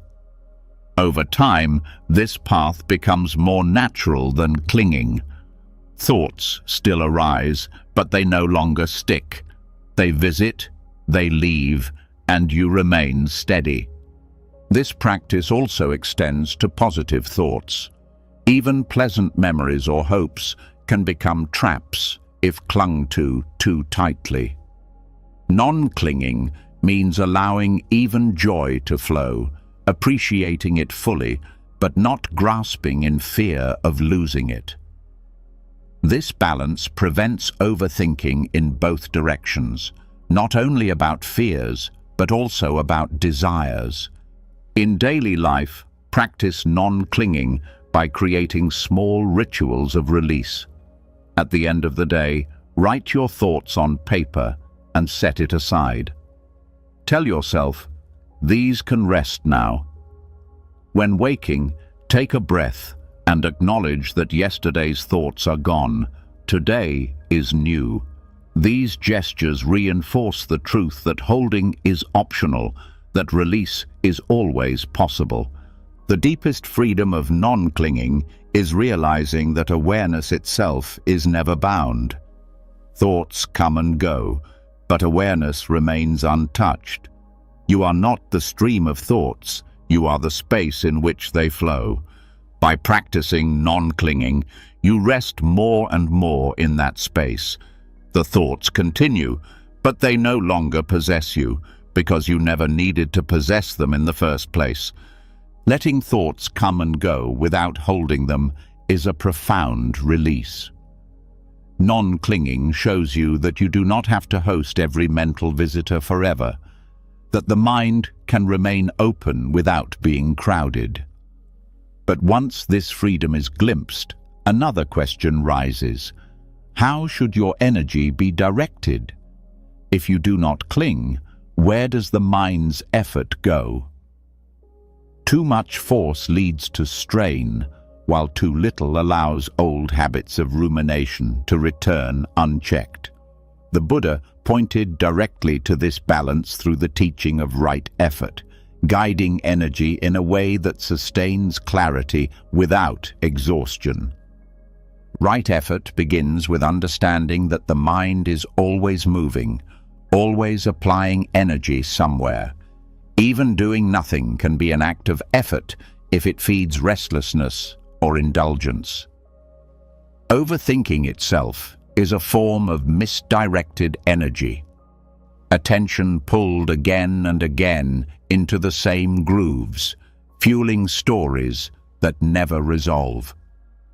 The purpose of right effort is not to eliminate effort, but to channel it wisely, to place energy where it nourishes peace rather than perpetuating agitation. This effort is gentle, like guiding water through a channel rather than damming it up or letting it flood uncontrolled. It is steady but not harsh. You learn to recognize 4 key movements: preventing unwholesome states before they arise, abandoning those that have already appeared, cultivating wholesome states that are not yet present, and sustaining wholesome states that have begun. Each of these requires discernment, not force. Preventing unwholesome states means noticing the conditions that give rise to rumination before the spiral begins. Fatigue, stress, and overstimulation often set the stage. Right effort pays attention to these conditions and makes small adjustments, resting when tired, stepping away when overwhelmed, setting boundaries when overstretched. This is not suppression of thought, but care for the soil in which thoughts grow. By tending to conditions, you reduce the chance of spirals forming. Abandoning unwholesome states requires kindness as well as discipline. When you notice you are already caught in overthinking, right effort does not scold or force silence. It gently redirects. The redirection may be to the body, to the breath, to a grounding activity, or to a phrase of compassion. The important part is that you do not feed the spiral with more energy. Abandoning here means withdrawing fuel, allowing the fire to burn out on its own. Cultivating wholesome states is the positive side of the practice. Just as spirals grow through repetition, so do calm, kindness, and clarity. Right effort chooses to nurture these qualities deliberately. This might mean practicing gratitude, extending kindness to yourself, or resting awareness in the simple rhythm of breathing. These acts are not neutral. They carve new grooves in the mind, making wholesome states more likely to arise in the future. Sustaining wholesome states means protecting and strengthening them once they appear. Peace is delicate when it first arises. Right effort guards it gently, avoiding conditions that would scatter it. This is not clinging, but respect. You do not grasp at peace desperately, but you also do not abandon it carelessly. You stay with it long enough for it to deepen into a more stable habit. Right effort is often misunderstood as sheer willpower. Many people approach it as a battle against thought, straining to suppress what arises. But strain itself becomes another source of agitation. True right effort feels more like alignment than force. It is the effort of guiding a sailboat with the wind, not dragging it across land. You learn where to place attention so that energy flows naturally, without resistance. This teaching also reveals that laziness and indulgence are forms of wrong effort. When you give in to spirals because you feel powerless, you are still applying energy into rumination. Right effort is not passivity. It is choosing the direction of your energy consciously. Even the smallest act of redirecting attention, done consistently, is right effort. One practical way to explore this is through awareness of posture. When overthinking, the body often collapses or tenses. Right effort includes sitting upright, breathing fully, creating conditions of steadiness. The body supports the mind, and by aligning physically, you guide energy without strain. This small adjustment makes it easier for awareness to stay balanced. Another way is through the rhythm of daily habits. Right effort is not confined to meditation. It is present in how you use your time, the media you consume, the conversations you engage in. Every choice directs energy somewhere. By choosing habits that nurture clarity instead of agitation, you shape the field in which thoughts arise. Over time, wholesome habits replace unhealthy ones naturally, not through battle, but through steady redirection. Right effort also emphasizes balance between intensity and rest. Too much striving leads to burnout, too little to stagnation. The middle path is attentive and consistent, but gentle. You return again and again to awareness without harshness. If you wander, you come back softly. This rhythm prevents the extremes that make practice unsustainable. There is also joy in right effort. When energy is aligned with what nourishes peace, the mind feels lighter. Overthinking is heavy because it wastes energy in endless cycles. Right effort frees that energy, directing it into presence, compassion, and clarity. This freedom is not dry discipline, but a quiet joy, the satisfaction of living in harmony with the natural flow of the mind. In overthinking, effort is unconscious. The spiral builds because attention keeps pouring into it without awareness. Right effort makes effort conscious. You choose where to place attention, you notice when it has been misplaced, and you gently return. This conscious guidance transforms the entire landscape of thought. The teaching also shows that right effort is cumulative. Each small act of redirection builds strength over time. Just as muscles grow with consistent exercise, the mind grows steady with consistent effort. At first, the results may feel small, but with practice, the mind naturally turns toward peace more often than toward rumination. This gradual change is the fruit of persistence. To integrate right effort, reflect daily on how energy was spent. Did you feed spirals or redirect them? Did you nurture kindness or rehearse criticism? Did you rest in awareness or wander in distraction. This reflection strengthens discernment. Over time, it becomes second nature to guide energy wisely without force. Right effort is the discipline of living in alignment with wisdom. It is effort that does not exhaust but sustains, effort that does not tighten but frees. By practicing it, you learn that peace is not the absence of effort, but the wise use of it. Overthinking loses its fuel because the energy that once fed it is now directed toward clarity and balance. Every breath, every choice becomes a step along this steady path where effort itself becomes a source of ease rather than strain. Directing energy with balance shows you that clarity is not about fighting thoughts or giving in to them, but about guiding attention wisely without strain. Yet, even when you learn to channel effort, the restless nature of the mind can still pull you in countless directions.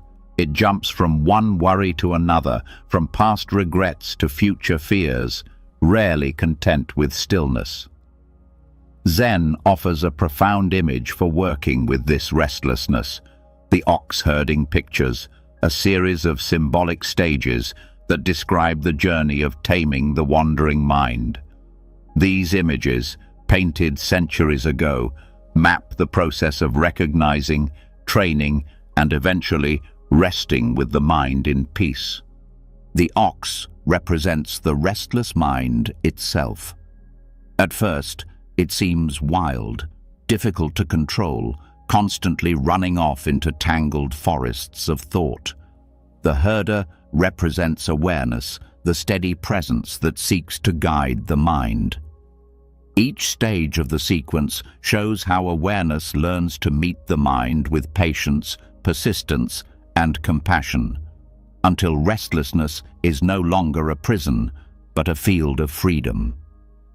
For anyone caught in overthinking, this map is invaluable because it illustrates that taming the mind is not about sudden mastery, but about steady progress, step by step. The journey begins with the sense of being lost. In the first stage, the ox is nowhere in sight, and the herder wanders searching. This is how overthinking often feels. You know your mind is unsettled, but you cannot see clearly what is happening.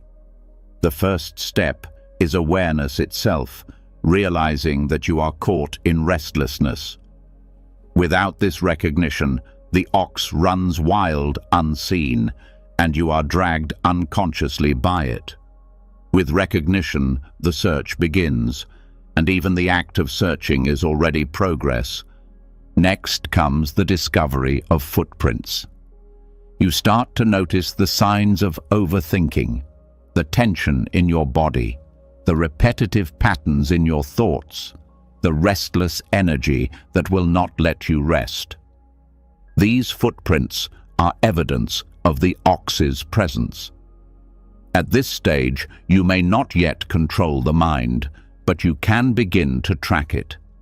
You see the patterns forming, and with each recognition, you grow more familiar with how restlessness shows itself. This awareness interrupts the cycle and gives you space to act differently. Eventually, the ox itself is spotted. The restless mind is seen directly for what it is, a wild energy, powerful but not unmanageable. In practice, this means you notice a spiral forming in real time. Instead of being swept away, you see the thought clearly and acknowledge its nature. This direct seeing is not always comfortable. The ox is strong, and the mind can feel unruly, but it is necessary. You cannot guide what you refuse to face. Once the ox is seen, the struggle of taming begins. The herder grasps the rope, pulling and guiding, sometimes being dragged, sometimes holding firm. This stage mirrors the effort of training attention. The mind resists discipline, running back toward familiar habits of worry. But with steady persistence, you bring it back again and again to the present, to the breath, to awareness. The key here is patience. Taming is not domination. It is steady guidance, repeated without anger or despair. With practice, the ox begins to yield. The once wild energy grows calmer. Thoughts still arise, but they no longer stampede. Awareness learns the rhythm of guidance, and the ox learns to trust. In this stage, overthinking still occurs, but less intensely. You notice it sooner, redirect it more gently, and recover more quickly. What once dragged you for hours may now hold you for minutes. The relationship between awareness and mind begins to soften into harmony. As the training deepens, the ox follows more willingly. You no longer need to pull with force. The mind begins to rest in awareness naturally. Thoughts still appear, but they arise like waves in a calm sea, no longer storms. At this stage, peace grows not from silencing the mind, but from the relationship of trust between awareness and thought. You see that restlessness is not an enemy, but a force that can be guided. Eventually, the ox is fully tamed. In the images, it walks beside the herder peacefully. This represents the stage where thoughts arise but do not disturb. The mind is still active, but awareness is steady enough that restlessness has no power to overwhelm. You no longer fear overthinking, because even when thoughts come, you remain calm. The ox is still present, but its wildness has dissolved into companionship. Beyond taming, the pictures continue. The ox disappears, leaving only the herder. This stage symbolizes the realization that the mind's restlessness was never separate from awareness. The distinction between me and my thoughts softens. You no longer see the mind as something to conquer, but as part of the whole of being. Overthinking loses its identity as a problem because it no longer defines you. Awareness is free, spacious, unbound. Finally, the herder returns to the marketplace, carrying the peace he has discovered back into ordinary life. This is perhaps the most important stage for daily worries. The purpose of taming the mind is not to escape the world, but to live within it more fully without being enslaved by thought. When you return to relationships, work, and challenges, you bring the clarity and steadiness of the journey with you. The restless mind no longer controls your life. Instead, it becomes a tool used when needed and released when not. The ox herding sequence is a map, but it is also a reassurance. It shows that taming the restless mind is a process, not a single leap. Each stage matters. Even the early stages, where you only notice the footprints of thought, are steps toward freedom. Overthinking feels endless because you believe you are failing whenever restlessness appears. But the ox-herding pictures remind you that struggle is part of the journey. Each return to awareness, no matter how small, is progress. Applying this map to your own life means watching how the mind behaves and recognizing which stage you are in. Sometimes you may feel lost. Sometimes you may be wrestling with the rope. Sometimes you may walk peacefully with the ox. None of these are failures. They are natural parts of the path.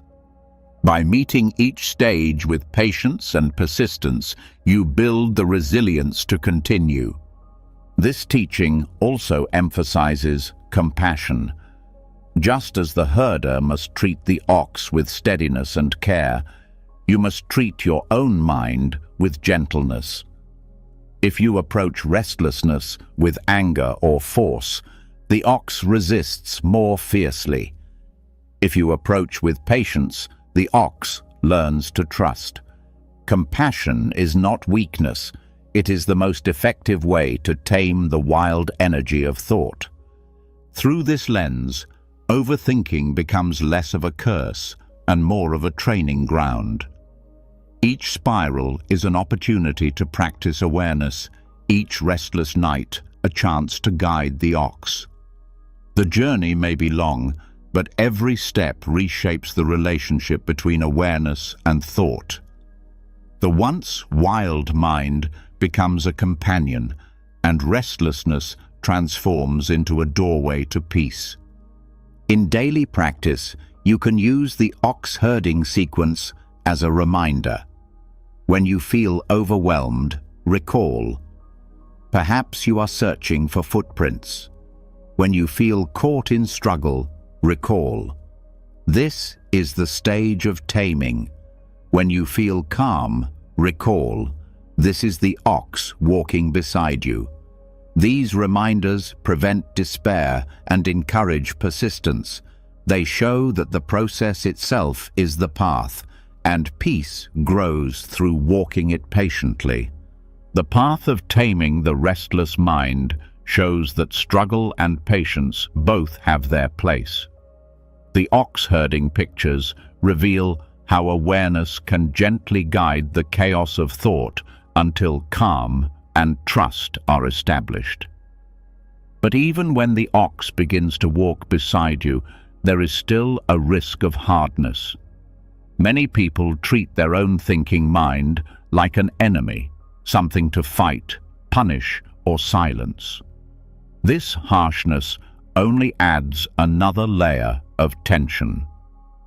What softens the grip of overthinking more deeply than force is compassion. The next step is learning to meet the thinking mind itself with metta, the practice of loving kindness, so that restlessness no longer feels like a battle, but an opportunity to extend care. Compassion toward the mind begins with recognizing that it only tries to protect you. Every spiral of worry, every replay of a mistake, every anxious prediction is the mind's attempt to keep you safe. It is misguided, but it is not malicious. When you see this, the heart softens. Instead of meeting thoughts with anger, "Why am I like this? Why can't I stop?" you respond with kindness. "Thank you, mind, for trying to help, but I can rest now." This shift turns overthinking from a war zone into a space of healing. The practice of metta traditionally begins with extending kindness toward oneself. Many struggle with this because self-criticism feels more natural than self-love. But without self-kindness, the cycle of overthinking tightens. You cannot bully yourself into peace. You must offer the same care you would offer a dear friend. This might take the form of gentle phrases repeated silently. "May I be safe. May I be at ease. May my mind find rest." At first, the words may feel empty. With repetition, they become seeds that soften the harshness of self-judgment. Compassion also changes the way you meet intrusive thoughts. Instead of reacting with fear or shame, you meet them with patience. A thought arises, and instead of pushing it away, you say inwardly, "I see you. You can be here. You will pass." This attitude removes urgency. Thoughts no longer need to be controlled or defeated. They are held with the warmth of acceptance. Over time, this reduces their intensity, because what we resist persists, but what we meet with kindness loses its power. Metta is not limited to words. It can be felt physically. Place a hand gently on your chest when the mind is restless. Let the warmth of touch remind you of care. This simple act sends signals of safety through the nervous system, calming the body, which in turn calms the mind. Overthinking often escalates because the body reacts with tension. Compassion interrupts this loop by creating safety at a physical level. Practicing compassion toward the mind also means allowing mistakes. You will still find yourself caught in spirals. You will still forget to let go. Instead of responding with frustration, you can treat each lapse as another chance to practice kindness. Say softly, "It's okay to forget. It's okay to wander. I can return now." This attitude keeps practice sustainable. Harshness burns energy. Kindness replenishes it. This practice can be extended into daily life. When a worry arises about work, family, or health, pause and ask, "What does this thought need? Can I offer kindness instead of fear?" Sometimes the mind only needs reassurance, not solutions. By meeting it with compassion, you fulfill its need without fueling the spiral. This is not indulgence, but wise care. You soothe the restlessness without clinging to it. Metta also reveals the universality of restlessness. Everyone experiences worry, fear, and doubt.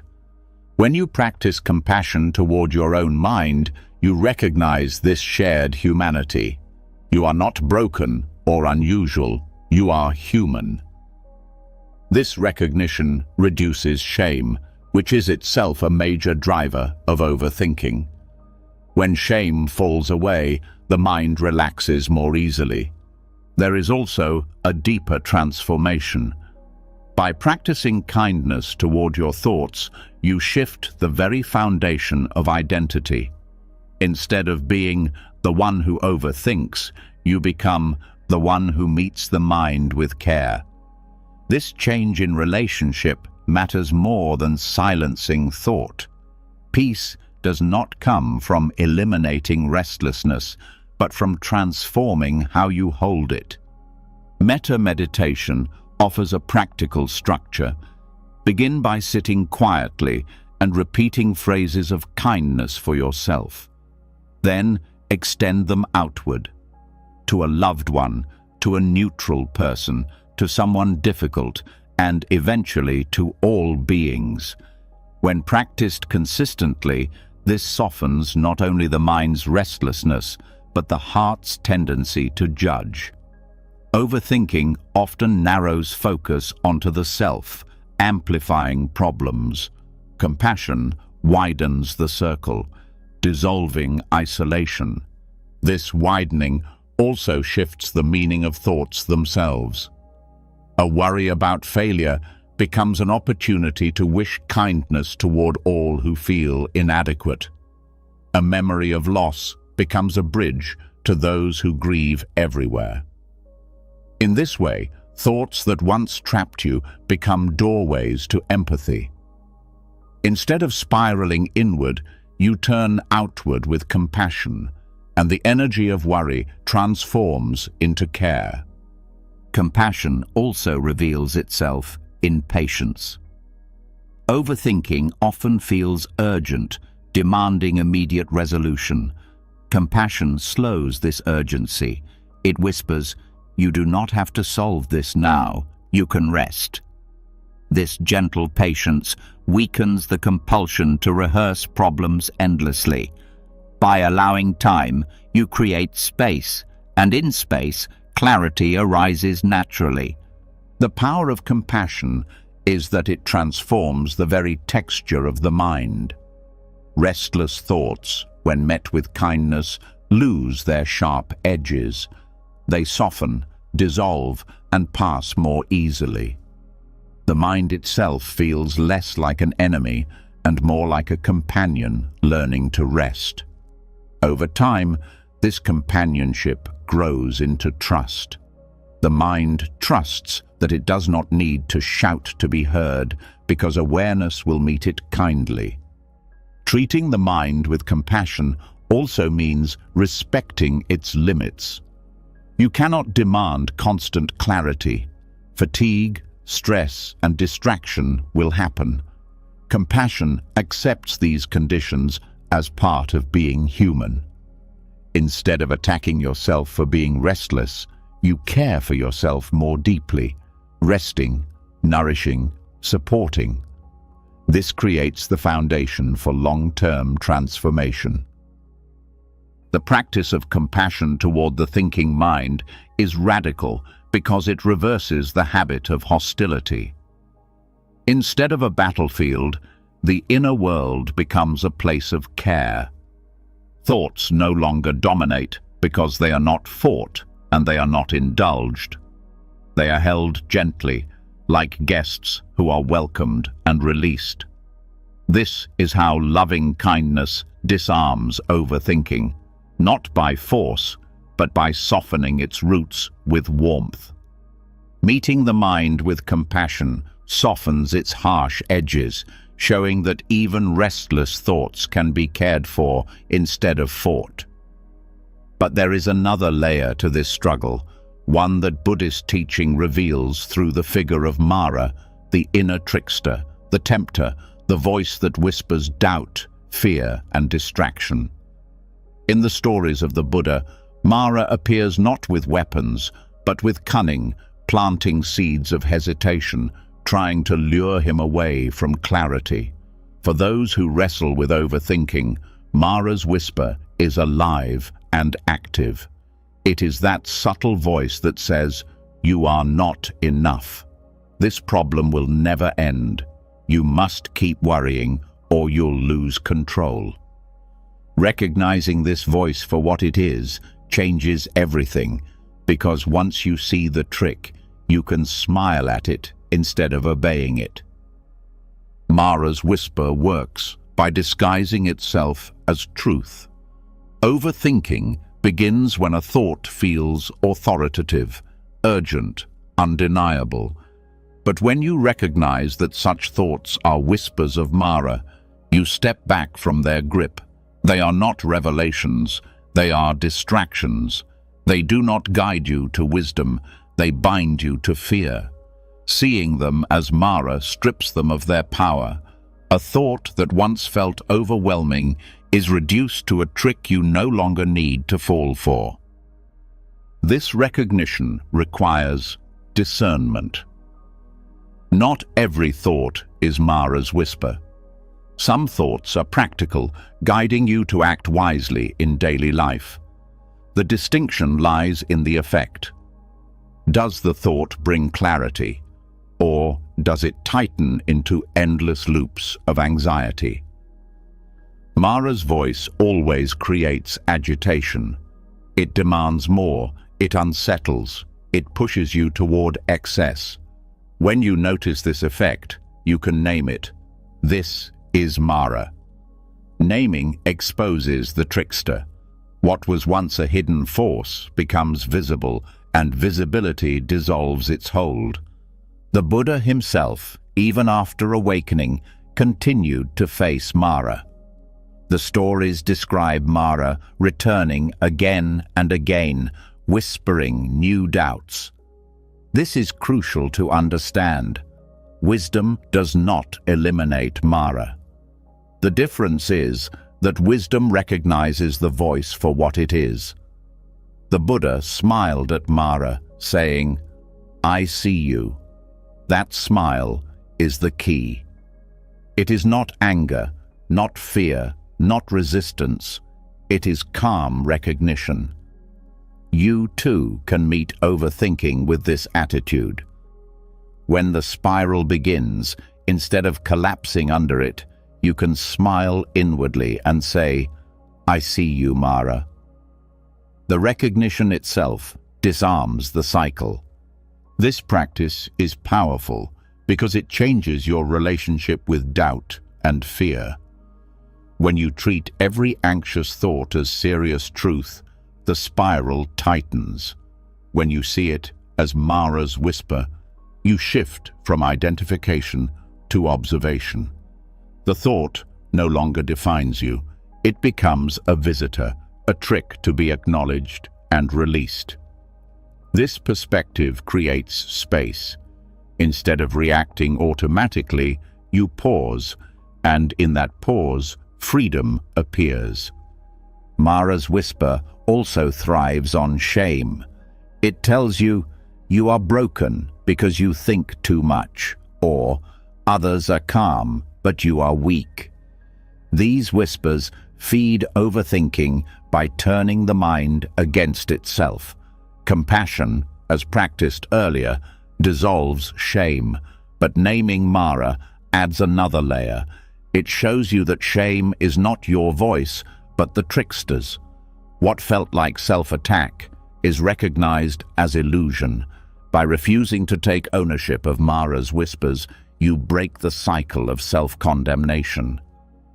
There is wisdom in treating these whispers lightly.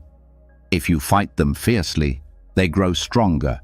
If you obey them, they control you. But if you smile at them, they lose weight. The smile is not naive.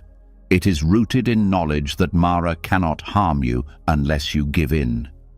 Overthinking thrives on seriousness, on the belief that every thought must be solved. The smile breaks this seriousness, reminding you that not every whisper deserves attention. Practically, you can train this recognition by pausing when a strong thought arises and asking, "Is this Mara?" If the thought carries urgency, fear, or despair without clarity, it likely is. By labeling it as such, you step back from its grip. Over time, this habit becomes second nature. Thoughts that once pulled you into hours of rumination are dismissed quickly as whispers of the trickster. This practice also cultivates resilience. Mara does not disappear, but your response changes. Instead of being worn down by each cycle, you grow stronger. Each time you smile at the whisper and let it pass, you reinforce the habit of freedom. Overthinking loses its fuel because the engine of fear and urgency no longer runs unchecked. There is also a collective aspect to Mara. In the stories, Mara commands armies of illusions, sending waves of distractions to overwhelm. In modern life, these armies take the form of social pressures, endless information, and cultural messages that feed anxiety. Recognizing Mara's presence in these external influences helps you step back from them as well. Not every demand from the world deserves obedience. By naming them as whispers of Mara, you maintain your clarity in the midst of noise. This teaching also emphasizes humility. Even the Buddha faced Mara after awakening, which means no one is beyond doubt or distraction. The difference is awareness. Overthinking does not make you weak. It makes you human. Recognizing Mara reminds you that doubt is part of the path, not a personal failure. Meeting it with awareness and a smile turns what once felt like defeat into practice. In daily life, the practice might look like this.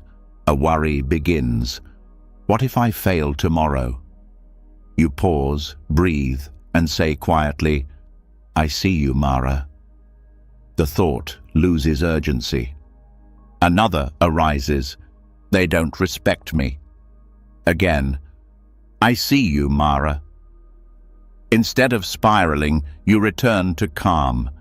Each time you name the whisper, you strengthen the habit of recognition.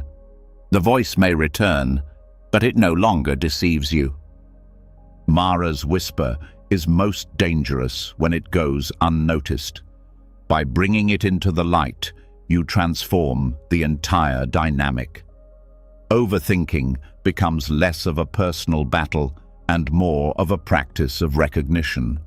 Each whisper is an opportunity to deepen awareness, to cultivate steadiness, to smile. In this way, What once bound you becomes the very ground of your freedom. Recognizing Mara's whisper teaches you that not every thought carries truth, and that many voices in the mind are simply tricks dressed in urgency. Smiling at them weakens their grip, but another subtle danger still remains. Even when you learn to see through doubt and distraction, the mind may cling tightly to ideas about reality itself, mistaking concepts for the living truth. Zen warns of this through the parable of the finger pointing to the moon.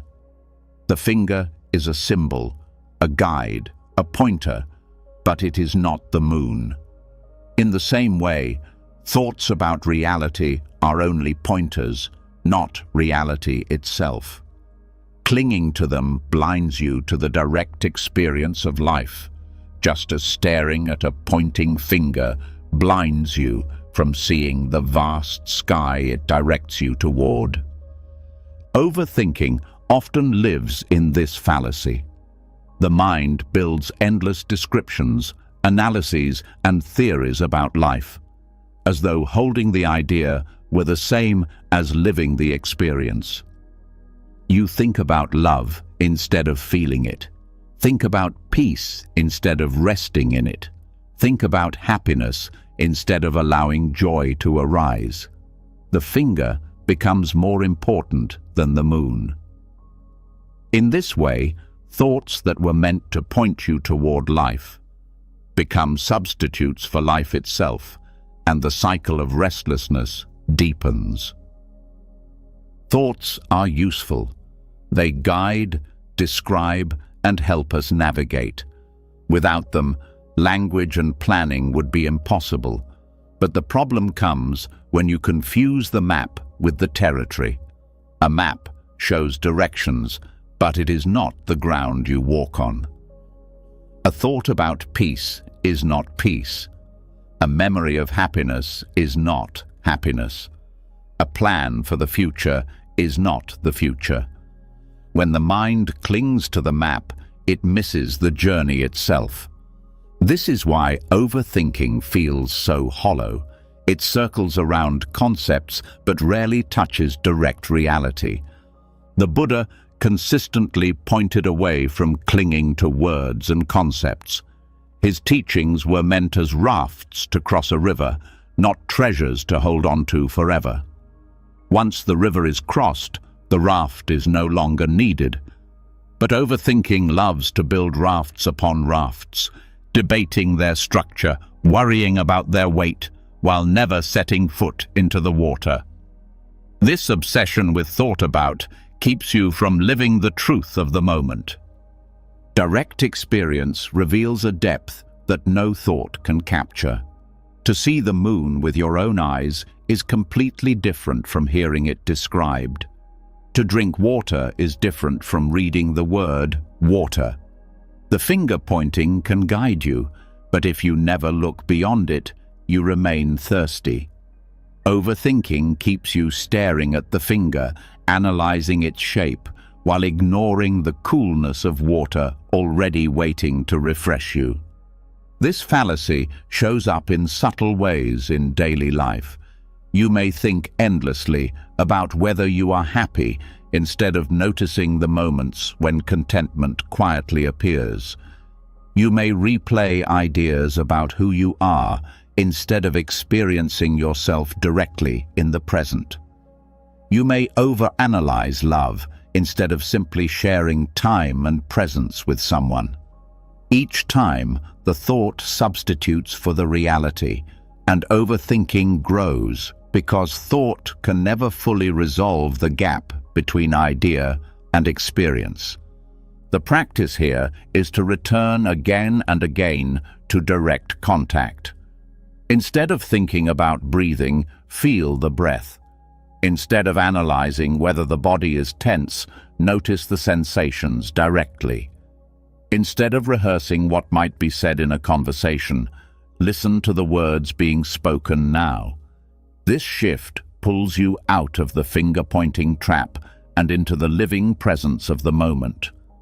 Non-clinging practiced earlier, becomes essential here.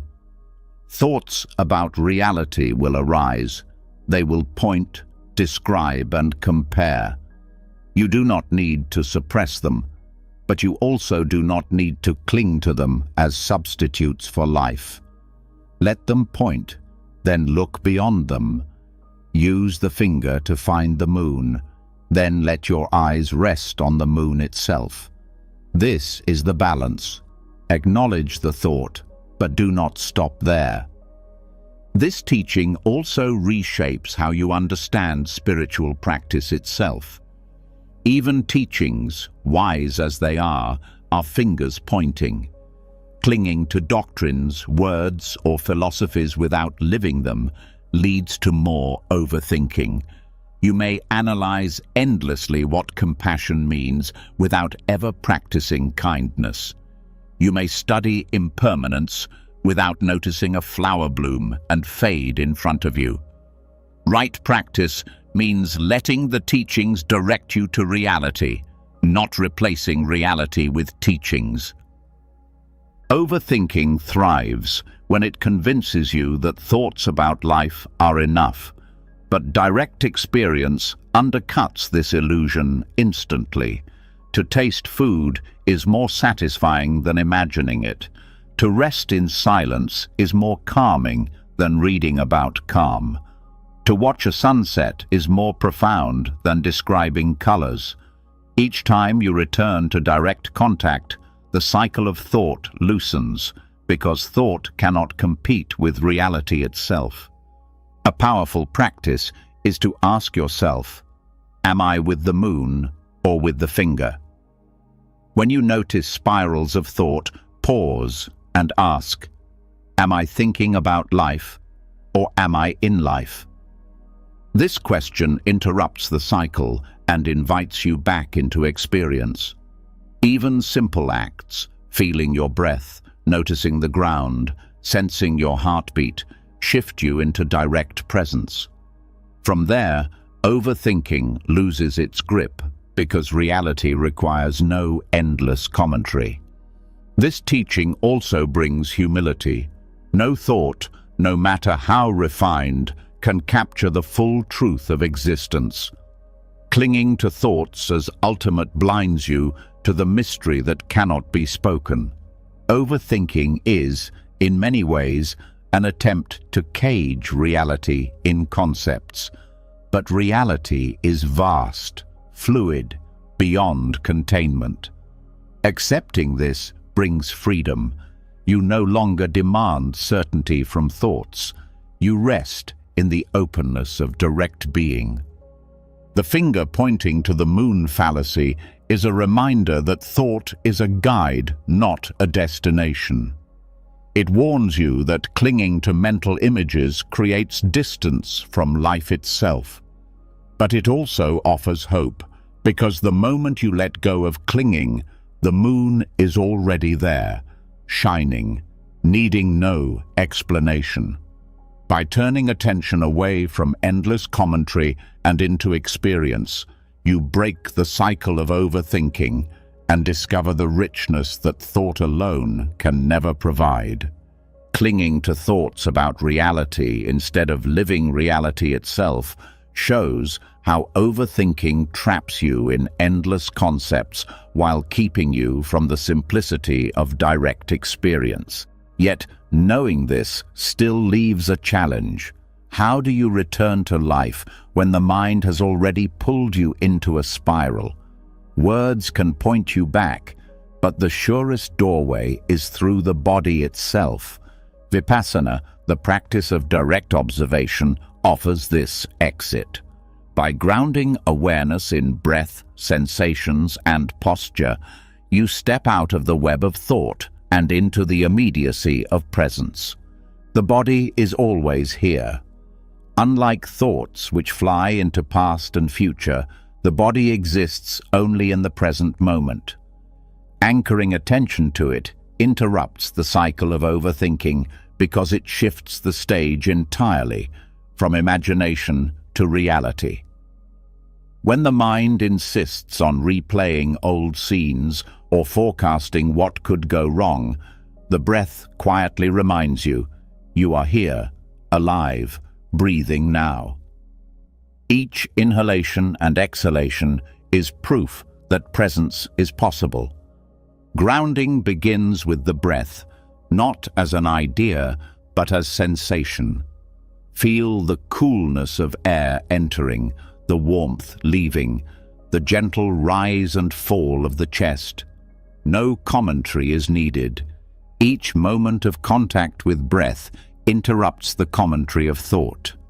Even if thoughts continue in the background, they lose dominance because attention is placed elsewhere, on something steady, neutral, and endlessly available. Sensations in the body provide even more anchors. Notice warmth in the hands, weight in the feet, pressure against the seat. Each sensation is fleeting, shifting moment by moment. By observing these changes, you experience impermanence directly, not as a concept, but as reality felt in the body. This dissolves spirals of overthinking because you see that the present is never static. Attention becomes absorbed in the unfolding of sensation, leaving little room for the repetitive cycles of thought. Posture itself becomes a practice. When caught in worry, the body often collapses inward, shoulders tense, breath shallow. By sitting upright, relaxing the shoulders, opening the chest, you send signals of safety to the nervous system. This physical alignment supports mental steadiness. Vipassana does not separate mind and body, it shows their unity. The way you hold your body shapes the way thoughts move. Grounding in posture provides a direct tool for shifting inner states without needing to argue with thought. Observing the body in Vipassana is not about judgment. You do not label sensations as good or bad. You notice them as they are. Pain, tingling, heaviness, lightness, all arise and pass. This equanimity extends to thoughts themselves. As you watch sensations come and go, you learn that thoughts too are just mental sensations, no more permanent than a flicker of warmth or a twitch of muscle. This recognition weakens attachment to them because you see that they belong to the same category of passing events. Overthinking often creates disconnection, pulling you away from your body into abstract realms. Vipassana reverses this, reuniting awareness with embodiment. Each time you return to sensation, you reclaim ground from the spiral. You begin to feel anchored again, not lost in drifting thought. This anchoring is not escape. It is returning to what has always been here, waiting quietly beneath the noise of the mind. The practice also reshapes your relationship with discomfort. Many spirals begin when the mind reacts to unpleasant sensations, tightness in the chest, knots in the stomach, restlessness in the legs. Instead of resisting these sensations with layers of thought, Vipassana invites you to observe them directly. As you watch, they shift and dissolve on their own. The fear of discomfort fades because you realize it is not permanent. By meeting the body directly, you cut off the need for stories about it. Vipassana also deepens patience. Watching sensations change slowly teaches you to trust natural unfolding. You see that nothing needs to be rushed. This patience carries into thought as well. Instead of forcing the mind to stop, you allow it to settle naturally, just as sensations rise and fall. Overthinking loses urgency in this slower rhythm. Practical application is simple, yet profound. When a spiral begins, Pause and bring attention to the soles of your feet. Feel their contact with the ground. Let awareness rest there. Slowly expand to the breath, the chest, the shoulders. In this process, thoughts may still come, but they no longer command the stage. The body holds you, reminding you that the present moment is stronger than any story in the mind. Consistency deepens the effect. Practicing Vipassana regularly builds familiarity with this grounding. Over time, the body becomes a trusted refuge. You know that whenever spirals begin, you can return to breath and sensation. This confidence itself reduces anxiety because you no longer feel helpless before the flood of thought. You have an exit, always available. This grounding also expands into movement. Walking slowly, noticing each step, each shift of weight, is Vipassana in action. Washing dishes, feeling the temperature of the water, the texture of the plate, is practice. The more you bring awareness to the body in ordinary activities, the less room overthinking has to dominate. Presence expands beyond meditation into daily life. Vipassana is sometimes called insight meditation because it reveals truths directly. Observing the body shows impermanence, non-clinging, and the nature of suffering as lived experience. These insights are not abstract philosophies, but realizations born of direct contact. Overthinking cannot compete with this clarity. Thought is commentary. Insight is seeing. Vipassana anchors you in seeing. As the practice matures, even thoughts themselves are observed in the same way as sensations. They arise, shift, and dissolve. They are felt as movements in the mind, not commands to obey. Over time, this reduces identification with them. You stop saying, "I am my thoughts," and begin seeing, thoughts are passing events. This is the deepest grounding of all, awareness resting in itself, steady regardless of what arises. In the end, Vipassana offers not escape from thought, but freedom within it. By grounding in the body, you discover that rest is always available, not by silencing the mind through force, but by shifting attention to the reality of breath, sensation, and posture. The spirals dissolve because they cannot compete with the immediacy of presence. Each return to the body is a step out of the maze of overthinking and a step into the clarity of now. Grounding attention in the body shows that you can always step out of the maze of thought by returning to what is present, here and now. Yet even with this practice, many people still carry a sense of isolation, as if their overthinking is a personal flaw, a defect of character, something wrong with them alone. This belief deepens shame and makes spirals harder to release. But Buddhist wisdom offers another perspective: interbeing. The truth that nothing exists separately, not even your thoughts. What you call my overthinking is not only yours, it is shaped by culture, family, and society. To see this dissolves the burden of isolation, because it shows that your patterns are not a private curse, but part of a web of shared human experience. Thoughts arise because of conditions. Just as a seed grows only in soil, with sunlight and water, thoughts emerge from the environment in which you live. Anxieties about success or failure do not appear in a vacuum. They are influenced by cultural values, by family expectations, by social comparisons. Worries about safety are amplified by the collective fears in the media or the stories passed down through generations.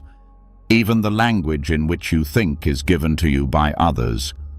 The moment you see this, overthinking becomes less of a personal enemy. It is not that you are uniquely broken, it is that you are participating in patterns much larger than yourself. This perspective removes shame. Instead of asking, "Why am I like this?" you begin to ask, "What conditions shaped this pattern?" That shift changes everything. You are no longer judging yourself harshly, but examining the soil in which your thoughts grew. Maybe your family modeled constant vigilance, teaching you to prepare for every danger. Maybe society taught you that worth depends on productivity, fueling endless self-criticism. These influences are not your fault. They are shared currents of culture carried by many. Interbeing also reveals the collective nature of relief.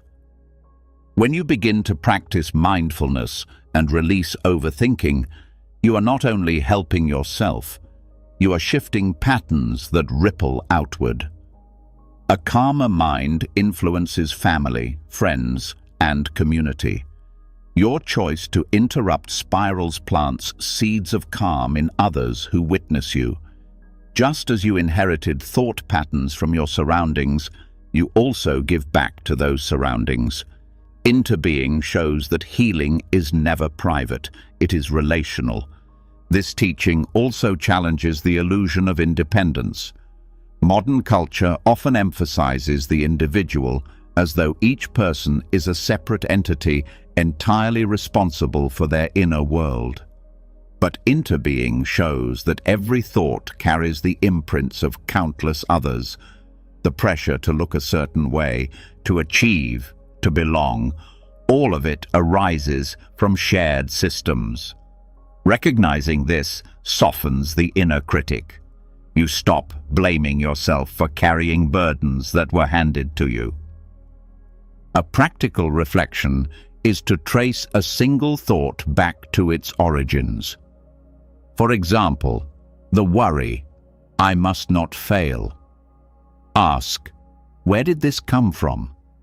Perhaps from a parent's high expectations, which were shaped by their own upbringing, which in turn was influenced by economic or cultural pressures. Follow the chain far enough, and you see that the thought is not yours alone. It is part of an interwoven fabric stretching through generations. This understanding loosens its power because it no longer feels like a fixed identity. Interbeing also expands compassion. When you recognize that others carry similar inherited patterns, you see their struggles with new eyes. The colleague who seems perfectionistic, the friend who worries constantly, the parent who criticizes too much, all are acting from the same web of influences. Instead of resentment, compassion grows. You see them not as enemies, but as fellow travelers in the same human conditions. This perspective even transforms how you view society. Overthinking is not just an individual habit. It is mirrored in collective behaviors. Entire cultures ruminate on security, on success, on identity. Media cycles replay fears endlessly, just as individual minds replay worries. Seeing this, you understand that your personal practice of calming the mind contributes to the collective healing of overthinking. Each act of mindfulness is a countercurrent to the societal habit of restlessness. Vipassana taught you to anchor in the body, but interbeing shows you that the body itself is connected to all life. The air you breathe is shared by all beings. The food you eat is grown by countless hands. In the same way, the thoughts you experience are not separate. They are shaped by relationships, stories, and histories. Realizing this changes the way you hold them.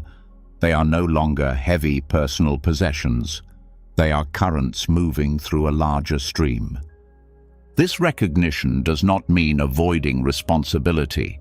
You still have the power to choose how you respond.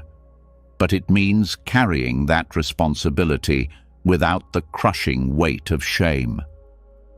You are not alone in the habit of overthinking. You are part of a shared human condition, and because it is shared, it can be shifted together. Each act of awareness is both personal and collective. Interbeing also helps when overthinking turns toward loneliness. Many spirals begin with the fear of being cut off, of being isolated. But when you see the depth of connection in everything, loneliness softens. You realize you are connected through every breath, every meal, every word. Even your struggles link you to countless others. The very thoughts that once made you feel alone are proof of shared humanity. In practice, you can explore interbeing through reflection during spirals. When caught in self-criticism, pause and ask, who else has felt this? The answer is millions. When replaying a fear, ask, where did this come from? The answer always points to conditions beyond your control. This inquiry breaks the illusion of separateness and transforms despair into compassion. The strength of this teaching is that it expands perspective. Overthinking shrinks awareness, trapping you in a loop of me and my problem. Interbeing enlarges awareness, reminding you that no problem belongs to you alone. This shift is not abstract. It is felt as relief in the heart. A burden shared is a burden lightened, even when the sharing is only an understanding. Ultimately, interbeing shows that thoughts themselves are part of the great web of conditions. They are not isolated possessions to be clung to. They are visitors arising from countless influences. Seeing this makes it easier to release them. Just as you do not claim ownership of the wind or the rain, you no longer need to claim ownership of every thought. You are the space in which they pass, not the creator of every whisper. And in this recognition, the grip of overthinking loosens, replaced by a sense of belonging to something vast, connected, and whole. Seeing thoughts through the lens of interbeing shows that they are not private possessions, but part of a vast network of conditions. This recognition lifts the burden of shame and reveals how deeply connected you are to others through even the most restless mental patterns. Yet knowing that thoughts are shared does not always stop the mind from spinning. Overthinking thrives on analysis, and the habit of breaking everything into explanations runs deep. Zen offers a radical antidote to this habit. Koans, paradoxical riddles that cannot be solved by logic. These teachings shock the restless mind out of its endless analysis and return you to the immediacy of presence. A koan is not a puzzle in the ordinary sense. It is not designed to be solved with reason or to provide a clear answer. Instead, it presents the mind with something it cannot digest in the usual way. A monk asks, "What is the sound of one hand clapping?" Another master declares, "If you meet the Buddha on the road, kill him." At first, the analytical mind leaps forward, trying to interpret, explain, or debate. But as it fails, something deeper is revealed: presence beyond thought. The koan is a doorway, forcing you to let go of analysis because analysis cannot reach the truth it points to. This is precisely why koans are so effective for overthinking. Spirals form because the mind believes every problem can be solved through more analysis. Koans show the limits of this approach. They invite you into a silence that arises not from suppression, but from the exhaustion of logic. When the mind finally surrenders, awareness opens naturally.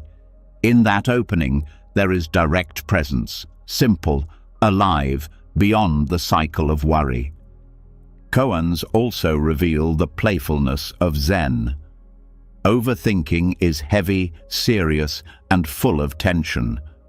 Koans disrupt this heaviness with paradox, humor, and absurdity. They remind you that reality is not bound by your categories. A koan may feel like nonsense, but in its nonsense lies freedom. It pulls the rug from under the intellect, showing that life cannot be fully contained in words. This frees you from the prison of explanation and allows you to experience directly.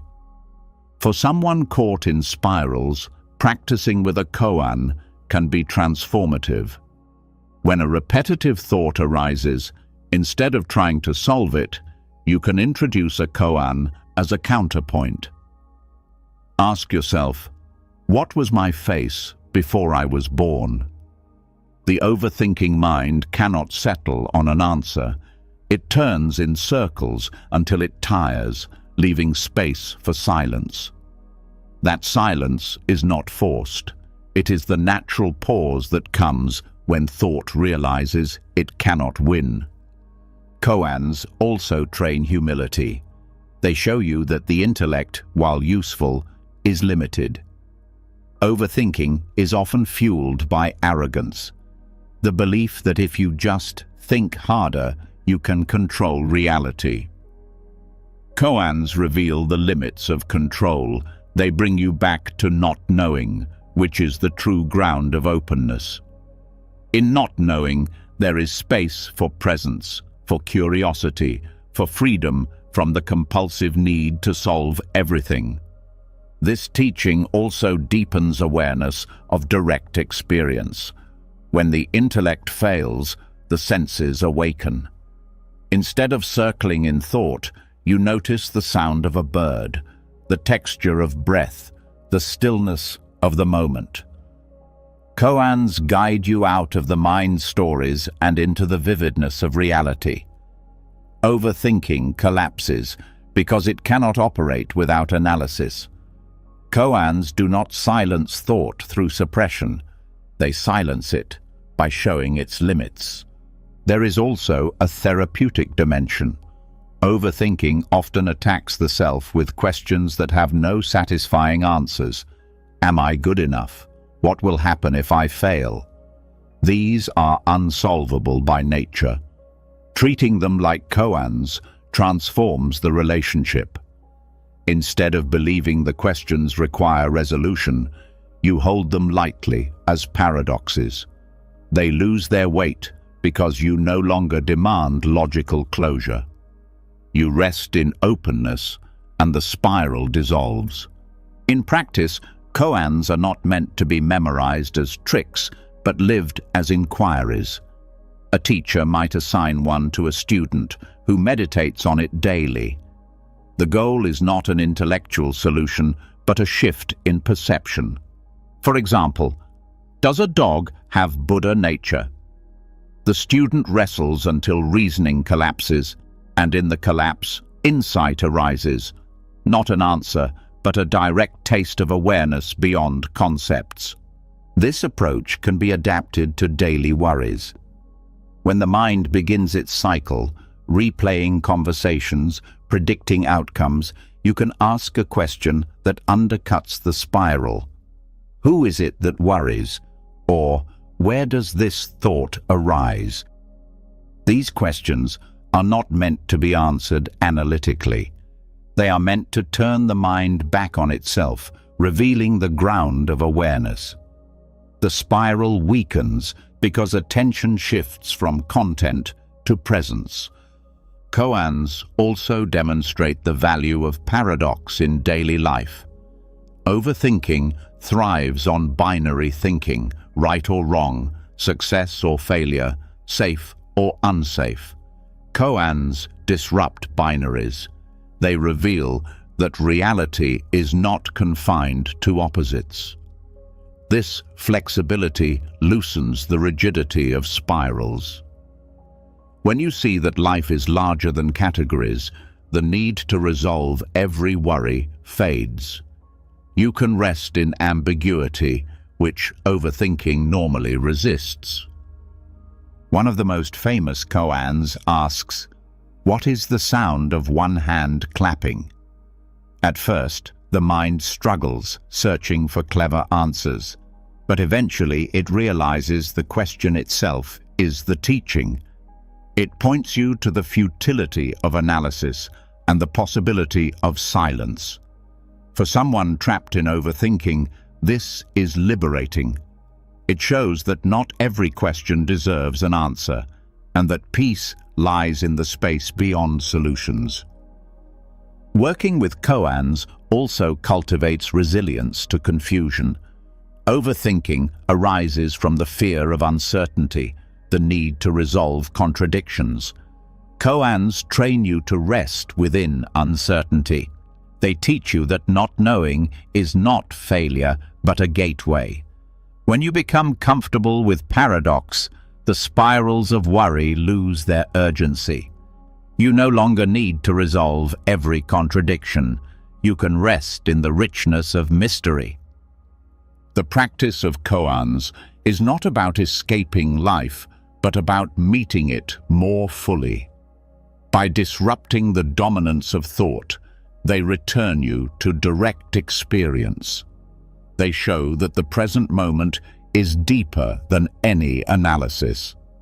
For the overactive mind, they are a gift, a mirror that reflects the limits of intellect and the vastness beyond. By working with them, you discover that peace is not found in solving every thought, but in stepping into the openness that arises when thought no longer claims to have all the answers. Koans reveal that the restless mind cannot solve itself through endless analysis, and sometimes the most liberating answer is no answer at all. Yet, once the intellect is disarmed, there is still another challenge that rises: the sheer force of inner storms. Thoughts may still rage, emotions may surge, and the mind may feel battered by waves of agitation. In these moments, clever riddles or sharp insights are not enough. What is needed is radical patience, the capacity to endure turbulence without resistance or retaliation. The Buddha illustrated this through the simile of the saw, a story that teaches how to remain steady even when the mind feels cut apart by its own storms. The simile describes monks being told that even if bandits were to capture them and saw through their limbs, they must hold no ill will, not even toward their tormentors.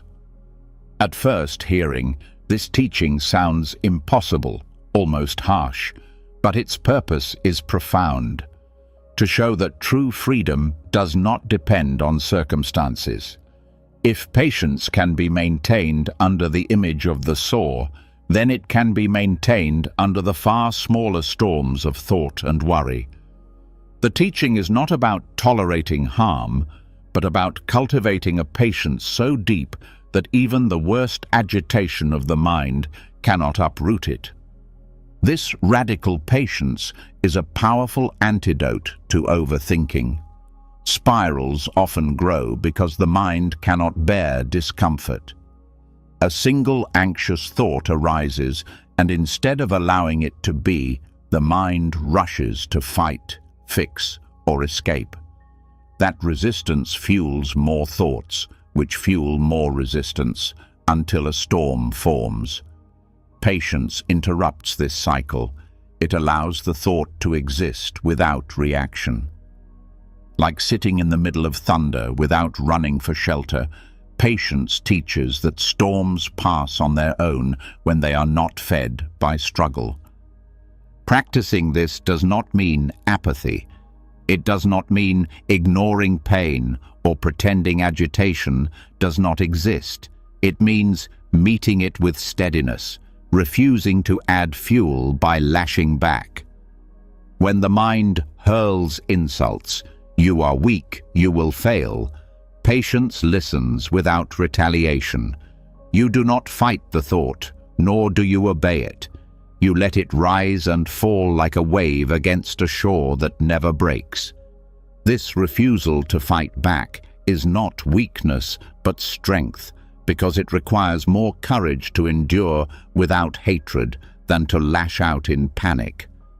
Radical patience also teaches endurance through time. Overthinking thrives on urgency. It whispers that you must resolve the thought now, or else something terrible will happen. Patience counters, "Not everything needs to be solved in this moment." You can wait. You can let the mind rage without responding. In waiting, the storm loses energy. Urgency dissolves because it depends on your willingness to obey. This patience is trained slowly. Begin with small discomforts. When irritation arises in conversation, practice listening without interrupting.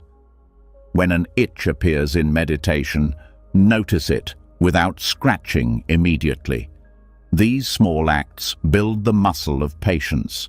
Later, when storms of thought come, the same muscle allows you to endure without retaliation.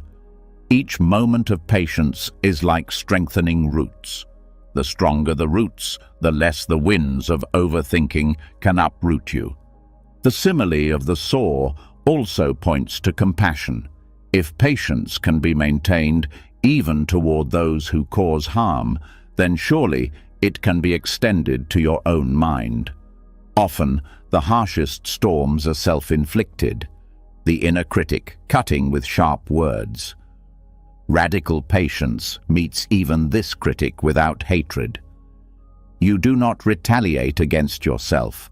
You allow the voice to be, knowing it will fade, refusing to strengthen it with self-attack. This is patience as love, not just endurance. A deeper aspect of the teaching is that patience transforms suffering into insight. When you sit through a storm without reacting, you begin to see its nature. Thoughts that once seemed unbearable reveal themselves as passing. Emotions that felt eternal show their impermanence. Each act of patience uncovers the truth that storms cannot last. What once felt like endless punishment becomes a lesson in impermanence and resilience. In daily life, this practice is invaluable. When anxiety builds before sleep, radical patience allows you to rest with the racing mind instead of fueling it. The storm of thought may continue, but without resistance, it eventually quiets. When anger flares in conversation, patience keeps you from speaking words you will regret. When worry about the future arises, patience reminds you that clarity will come in time. Each act of patience prevents the spiral from feeding itself. Radical patience is not passivity. It is active endurance, a conscious choice to remain steady. Like a mountain that does not run from storms, you hold your ground. This steadiness is itself transformative. Overthinking loses its grip because it thrives on reaction. When no reaction comes, the cycle starves. The storm may roar, but it cannot uproot what is rooted in patience. The simile of the saw is extreme to make the point clear. If patience can endure the most unimaginable trial, then it can endure the smaller storms of the mind. By practicing daily, you prepare for both, the minor irritations, and the great surges of thought.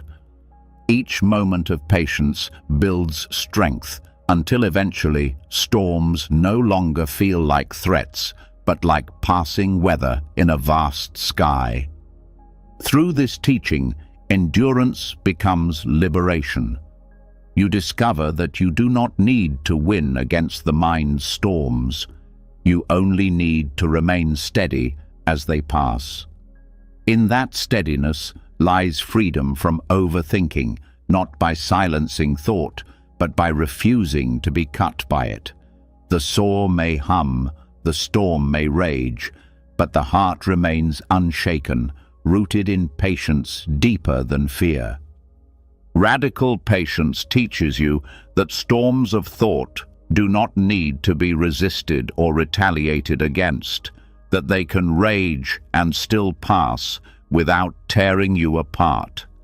Yet even with patience, the mind continues to create conditions for restlessness. These conditions are not random. They are fueled by deep-rooted forces that Buddhism identifies as the 5 hindrances: desire, aversion, sloth, restlessness, and doubt. Each acts like hidden fuel feeding the fire of overthinking. To see them clearly is to understand why the mind spins in loops and how to weaken the roots of these patterns. Desire is often disguised as problem-solving. The mind craves certainty, comfort, and resolution, so it clings to thought as a way to gain control. Overthinking begins when desire insists, "If I replay this again, I will feel safe." But the craving for security through thought is endless. Desire never admits satisfaction. It always asks for one more review, one more plan, one more angle. Recognizing desire within overthinking means noticing the craving beneath the thought, not the story itself, but the hunger for certainty. When you see the craving, you can meet it directly instead of getting lost in the spiral it creates. Aversion fuels overthinking in a different way. Where desire pulls you toward, aversion pushes you away. The mind resists discomfort, replaying scenarios in an attempt to avoid pain. You think endlessly about what went wrong because aversion refuses to accept it. You rehearse future conversations because aversion fears embarrassment. Aversion turns thought into armor, but the more you resist, the more the thought persists. Meeting aversion requires softening into what you dislike instead of fleeing into analysis. By accepting that discomfort exists, you remove the energy that keeps the spiral alive. Sloth, or dullness of mind, hides behind overthinking more than people realize. When energy is low, the mind cannot hold steady attention. It drifts, sliding into repetitive thought because it lacks vitality. Overthinking here is not driven by desire or fear, but by inertia. The mind loops simply because it has no strength to remain present. Recognizing sloth reveals that the solution is not to solve the spiral, but to refresh energy. Rest, movement, and awareness break the dullness that keeps thought circling without clarity. Restlessness is perhaps the most obvious hindrance in overthinking. It is the agitation that refuses to sit still, the buzzing energy that leaps from one idea to the next. Restlessness convinces you that you must keep moving, keep scanning, keep preparing. The body feels jittery, the heart races, and the mind reflects that chaos with endless loops. Addressing restlessness means meeting the body as much as the mind, slowing the breath, grounding posture, creating calm in the nervous system. When the body settles, thought follows. Doubt is the most corrosive of all. It whispers, "You cannot do this. You will never be enough. You are failing even now." Doubt paralyzes action and fuels rumination because every choice seems unsafe. The mind replays endlessly because doubt never trusts any resolution. Unlike healthy questioning, this doubt is not curious but destructive. It feeds overthinking by keeping you trapped in indecision.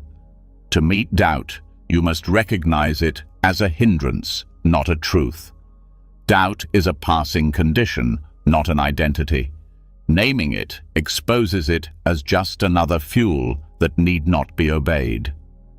These 5 hindrances do not appear separately. They weave together, strengthening one another. Desire for certainty pairs with doubt about your decisions. Aversion to discomfort combines with restlessness that seeks escape. Sloth dulls clarity, making doubt feel stronger. Seeing this interplay is crucial because overthinking is rarely fueled by one force alone. It is a knot of conditions, each feeding the loop. Vipassana practice offers a method for working with hindrances. By observing them directly, you shift from identification to recognition. Instead of saying, "I am restless," you note, "Restlessness is present." Instead of saying, "I cannot decide," you note, "Doubt is here." This language separates self from hindrance, showing that they are temporary states, not permanent truths. Once seen, their power weakens. Right effort also supports this work. Instead of suppressing hindrances, you guide energy toward wholesome states. Gratitude counterbalances desire. Acceptance softens aversion. Energy restores clarity when sloth is present. Stillness grounds restlessness. Confidence and faith counteract doubt. Each hindrance has an antidote, and applying it gently redirects the mind away from rumination. The most important point is that hindrances are universal. Everyone experiences them. They are not flaws, but conditions of the human mind. Recognizing them removes shame. You are not failing because you overthink. You are encountering the same hindrances the Buddha described centuries ago. This perspective reframes spirals as opportunities for practice rather than proof of weakness. In daily life, you can explore hindrances by asking, "What is fueling this loop right now?" If you are replaying a conversation, perhaps it is aversion to discomfort. If you are planning endlessly, perhaps it is desire for certainty. If you are circling without clarity, perhaps it is sloth or doubt. By naming the hindrance, you see the engine behind the spiral, and once you see the engine, you can choose to step off the ride. Overthinking feels overwhelming because it seems mysterious and uncontrollable. The 5 hindrances reveal its mechanics. Desire, aversion, sloth, restlessness, and doubt are the hidden roots. By shining awareness on them, you strip away their disguise. Spirals lose power because they are no longer invisible. They are just patterns, conditions, passing clouds.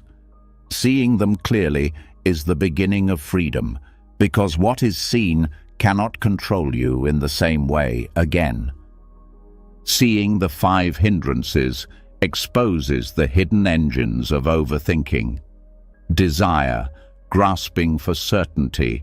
Aversion, fleeing from discomfort. Sloth, dulling clarity. Restlessness, scattering attention. And doubt, eroding trust.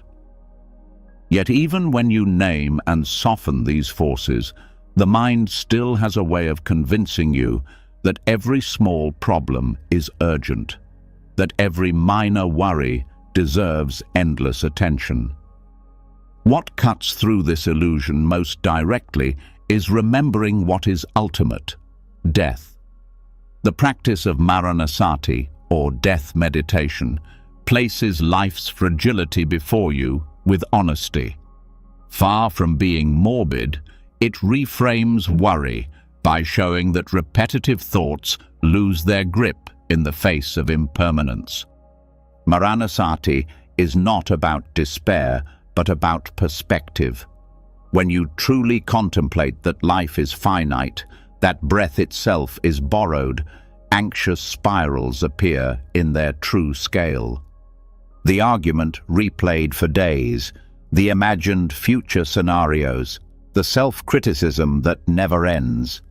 None of these hold the same weight when viewed beside the reality that one day you will not be here to think them.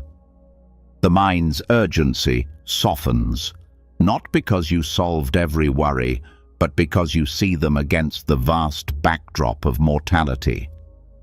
Contemplating death strips away illusion. Overthinking thrives on the belief that there is unlimited time to perfect, to prepare, to replay. Maranasati interrupts this by asking, if life could end tonight, would this worry matter? If breath is fragile, why waste it on repetition? The practice brings clarity by shifting attention from what is trivial to what is essential. It teaches that not every thought deserves energy, and that peace is found not in solving everything, but in letting go of what does not matter. This practice can begin with reflection. Sit quietly and bring to mind the truth that all beings die. Recall that the body will age, sicken, and eventually stop. At first, this may stir fear, but as you stay with it, fear gives way to clarity. You see that death is not an enemy, but a fact.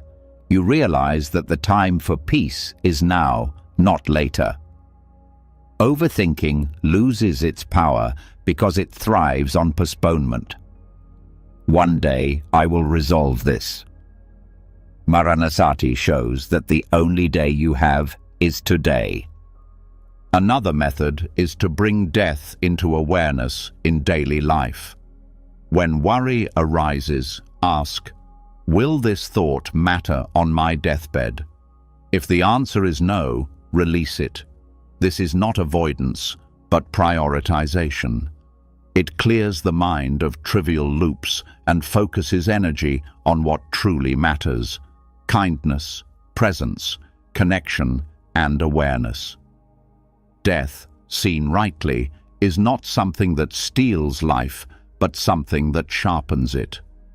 Maranasati also dissolves fear of the unknown future. Many spirals are driven by the attempt to predict and control outcomes, but death itself is the greatest unknown, and it is certain. By contemplating it directly, you train yourself to rest in uncertainty without panic.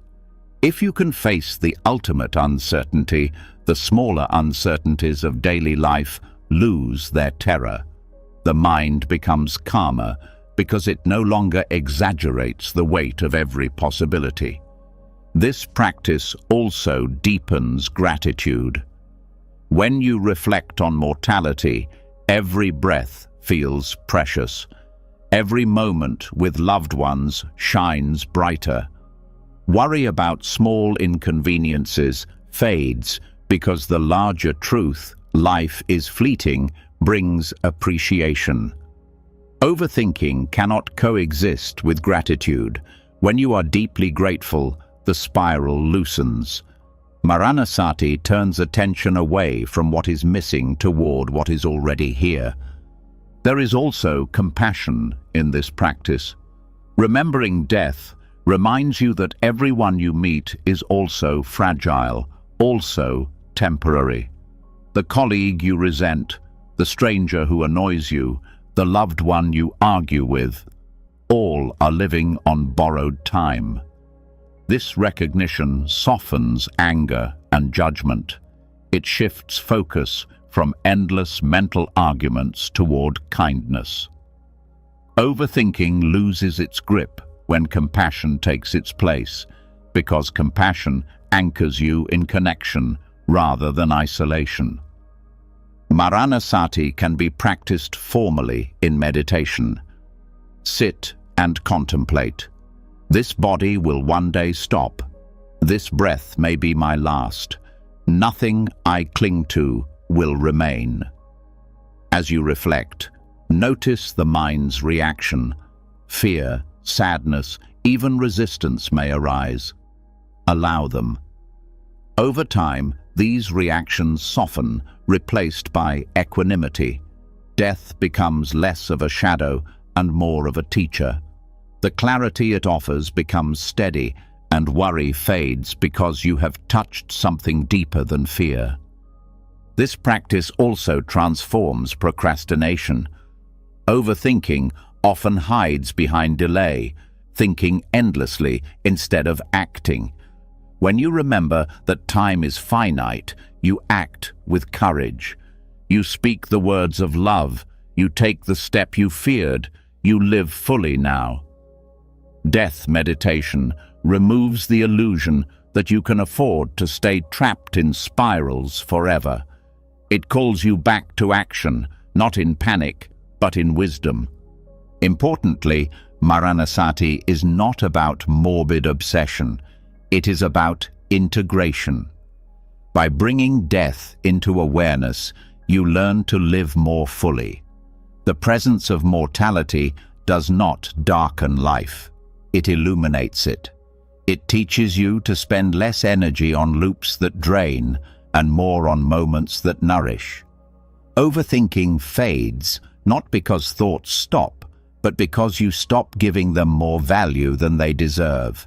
In the end, death meditation offers the most direct remedy for endless worry. It reveals that life's fragility makes every moment precious, that no spiral is worth the time it steals, and that peace is found not in endless preparation, but in presence. By contemplating death, you learn to live without postponement, to meet thoughts without clinging, and to rest in clarity beyond fear. Overthinking dissolves when you see that the only time you truly have is now, and that now is already enough. Reflecting on death places worry in its true perspective, stripping away the illusion that every small thought deserves endless attention. In the face of mortality, spirals lose their urgency. Yet once you see that life is fleeting, another door opens. How do you live lightly within this fragile existence? How do you keep the mind from turning every uncertainty into a burden? Here arises a surprising but powerful answer: humor. The Bodhisattva's smile, a gentle laugh at the absurdity of thought spirals, becomes not just a coping mechanism, but a spiritual practice. Overthinking thrives on seriousness. It tells you every detail is critical, every mistake catastrophic, every possibility a threat. It creates an atmosphere of weight where the smallest thought feels like a mountain. Humor punctures this heaviness. The Bodhisattva's smile is not mockery, but a light-hearted recognition that much of what the mind insists on is, at its core, absurd. When you see the exaggerated drama of your own spirals, you can laugh, not to dismiss them, but to soften them. That laughter is medicine. Consider how many worries collapse under the light of humor. The endless replay of a conversation, the imagined catastrophes, the self-critical scripts, when examined from the outside, They are often ridiculous. Humor allows you to step outside yourself, to see the spiral as a comedy rather than a tragedy. This shift breaks identification. The worry is no longer me, but a character in a play, and characters can be smiled at. The Bodhisattva's smile also holds compassion. It is not cruel laughter at weakness, but tender amusement at the shared human condition. Everyone worries, everyone spirals, everyone builds castles out of thoughts that collapse at a touch. Smiling at your own mind is an act of kindness, acknowledging that you are human and that humanity itself is beautifully imperfect. This compassion prevents humor from becoming cynicism. It lifts rather than cuts down. Humor also disrupts momentum. Overthinking depends on momentum, one thought feeding the next in a chain. A smile, a chuckle interrupts the chain. It changes the emotional climate instantly. Where tension dominated, lightness appears. The spiral loses the fuel of solemnity. Even a small laugh at your own exaggerated predictions can derail hours of rumination. Humor is a form of mindfulness that uses joy rather than effort to bring you back to the present. In practice, this can be cultivated by exaggerating the spiral until its absurdity is clear. If the mind whispers, "What if I embarrass myself in the meeting?" you might inwardly reply, "Yes, and then they will exile me from the city, and I will live in the forest with squirrels as my jury." By pushing the thought to its extreme, you expose the comedy already hidden in it. The laugh that arises breaks the seriousness, and the worry loses power. Stories of Zen masters often include humor. A master may laugh at a student's confusion, not to belittle, but to show that the mind's struggles are smaller than they appear. The laughter is a teaching. Enlightenment is not grim, but free. The Bodhisattva's smile reminds you that liberation is lightness, the ability to meet even suffering with a grin. This is not denial of pain, but transcendence of its heaviness. Humor also trains resilience. When you can laugh at your own mind, you no longer fear it. Thoughts lose their intimidation. Even intrusive or anxious patterns become less threatening because you know you can smile at them. This resilience grows stronger with practice. Over time, spirals that once pulled you under become opportunities for a smile, and the smile itself becomes freedom. There is also wisdom in noticing that much of life is already humorous. The human tendency to replay mistakes, to worry about things that never happen, to argue with oneself for hours. These are universal absurdities. Seeing them as such creates connection. You laugh not only at yourself, but at the shared comedy of being human. This shared laughter builds compassion, dissolving shame and isolation. The Bodhisattva's smile is not forced cheerfulness. It is a natural response that arises when you see the mind's drama clearly. At first, you may need to practice intentionally, reminding yourself to lighten the spiral. Over time, the smile comes on its own, like sunlight breaking through clouds. When it appears, the whole inner atmosphere shifts. The storm of overthinking cannot survive in a sky filled with laughter. Humor also helps with humility. Overthinking often carries arrogance, the belief that your thoughts are uniquely complex or your problems uniquely serious. Smiling at the mind reveals that you are not so different. You are another human caught in the same loops as countless others. This humility is freeing. It removes the special weight you place on your own spirals, letting them dissolve into the shared play of existence. Even spiritual practice benefits from humor. The path can feel heavy if approached with constant seriousness, striving, judging, measuring progress. The Bodhisattva's smile reminds you that awakening is not about perfection, but about freedom. To laugh at the restless mind is itself a sign of wisdom. It shows that you no longer cling to it as your identity. Humor and enlightenment are not opposites. They walk hand in hand. To cultivate this in daily life, notice moments when worry becomes repetitive. Instead of tightening, try softening with a smile. Treat the spiral as a child making up stories, amusing, not threatening. Over time, this becomes natural. The mind still produces thoughts, but the heaviness is gone.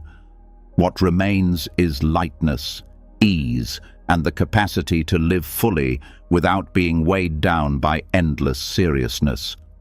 The Bodhisattva's smile transforms overthinking by showing that you can meet your mind not only with patience and compassion, but with joy. Humor becomes a spiritual practice, one that disarms the most stubborn spirals. To laugh at the absurdity of worry is to see through it, and in that laughter, the heart remembers its natural state, free, light, and unburdened. The Bodhisattva's smile shows that laughter itself can be liberation, that lightness disarms the heaviness of rumination. Yet humor, while powerful, also points to something deeper, the need to see the roots of overthinking with the same clarity that the Buddha brought to suffering itself. If every spiral is a form of dukkha, then perhaps the framework the Buddha used to describe the human condition can also reveal the truth about restless thought. The Four Noble Truths, which have guided seekers for centuries, can be reframed to expose the nature of overthinking, its causes, its ending, and the path that leads to freedom. The first truth is recognition. Overthinking is suffering. Not metaphorically, not abstractly, but directly felt. It brings tension in the body, exhaustion in the mind, and endless dissatisfaction. You may replay conversations, rehearse decisions, or predict outcomes for hours, yet peace never comes. The truth is simple but radical. The restless mind hurts. This acknowledgement matters because much of the time you pretend it doesn't. You convince yourself that worrying is useful, that spiraling is productive. To see clearly that overthinking is suffering is the first step toward release. The second truth asks, what causes this suffering? Just as craving, clinging, and ignorance fuel all dukkha, they also fuel the loops of thought. The craving is for certainty, for control, for safety. The clinging is to identity. My problem, my mistake, my fear. The ignorance is the failure to see that thoughts are impermanent, insubstantial, not self. Together, these forces keep the wheel of overthinking turning. Each thought feels necessary because craving insists it will provide relief. Clinging insists it defines you, and ignorance insists it is real. Without these forces, thoughts would pass like clouds. With them, they become storms. The third truth proclaims possibility, cessation. Just as suffering can end, overthinking can end. Not by erasing thought, but by seeing its true nature. When craving, clinging, and ignorance are weakened, spirals dissolve. You do not need to force silence. Silence arises naturally when you stop feeding restlessness. The cessation of overthinking is not an empty void, but a spaciousness, a calm presence where thoughts may still appear but no longer bind. This possibility is real, and even brief moments of release prove it. Every time you let go of a spiral before it grows, you taste cessation. The fourth truth is the path. The Buddha laid out 8 factors, and each applies directly to the restless mind. Right view, seeing that thoughts are not ultimate truths but passing phenomena. Right intention, choosing gentleness rather than harshness in how you meet your mind. Right speech, reducing internal dialogue that feeds self-criticism. Right action, grounding yourself in presence rather than compulsive reaction. Right livelihood, creating external conditions that reduce agitation. Right effort, guiding energy wisely, neither suppressing nor indulging. Right mindfulness, observing thoughts without attachment. Right concentration, cultivating stability so attention no longer scatters. Each step of the path is a medicine for overthinking. Reframing overthinking through these truths transforms it from a personal flaw into a doorway of practice. Instead of asking, "Why am I like this?" you ask, "What is the truth here? What causes this? What ends it? What path leads me there?" This framework breaks shame and turns spirals into teachers. Every loop is an opportunity to recognize suffering, to see its cause, to glimpse its cessation, and to walk the path again. Applying this framework in daily life can be profound.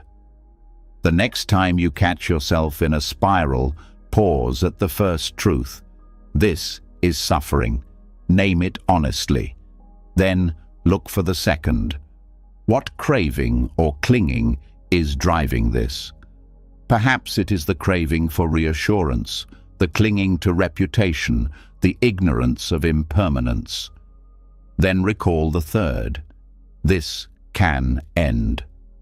The spiral is not permanent. Finally, practice the fourth. Bring mindfulness to the breath. Soften effort. Redirect with compassion. In this way, the Four Noble Truths become not just philosophy, but direct tools for transforming thought. Over time, this practice reshapes the mind.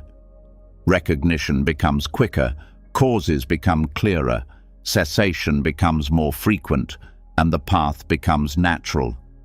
Overthinking no longer feels like a curse, but like a training ground for wisdom. Each spiral is another chance to live the truths the Buddha taught. This reframing does not romanticize suffering, it respects it. It shows that even in the restless chatter of the mind, the possibility of awakening is present. The Four Noble Truths are universal, and applying them to overthinking proves their timelessness. They reveal that spirals are not random, but conditioned, not fixed, but transformable. They show that peace is possible, not by force, but by wisdom. When you see overthinking through this lens, you no longer feel trapped. You see a path laid out clearly, one step at a time, leading from restlessness to freedom. Reframing overthinking through the Four Noble Truths shows that spirals are not mysterious forces, but conditions that can be understood, released, and transformed through a path of practice. Yet even with this wisdom, the restless mind often wants to keep doing, analyzing, fixing, applying methods, trying harder to get it right. This very effort can become another form of overthinking, another layer of complication. Zen offers an antidote to this tendency through Zazen, the practice of just sitting. It is a path so simple that the mind resists it at first, but in its simplicity lies the deepest freedom. Zazen is not about achieving a special state.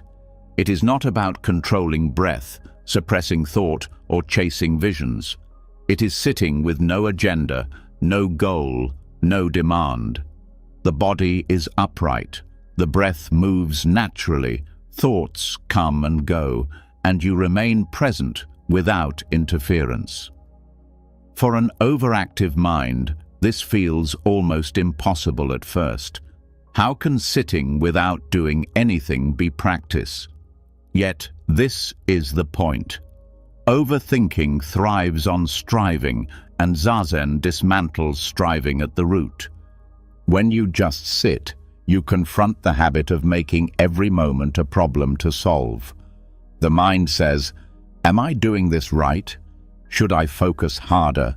Why is this thought still here?" These are the same patterns that drive rumination. Zazen invites you to let them be. You do not push them away, you do not cling, you simply sit. In the beginning, this feels frustrating because the mind is addicted to effort. But over time, the simplicity begins to reveal its power. Thoughts lose urgency when you stop responding. Silence arises not by force, but by allowing. Zazen also teaches intimacy with reality as it is. Overthinking tries to improve, adjust, or prepare for life. Just sitting drops all of that. You meet breath as it is, body as it is, thought as it is. Nothing needs to change.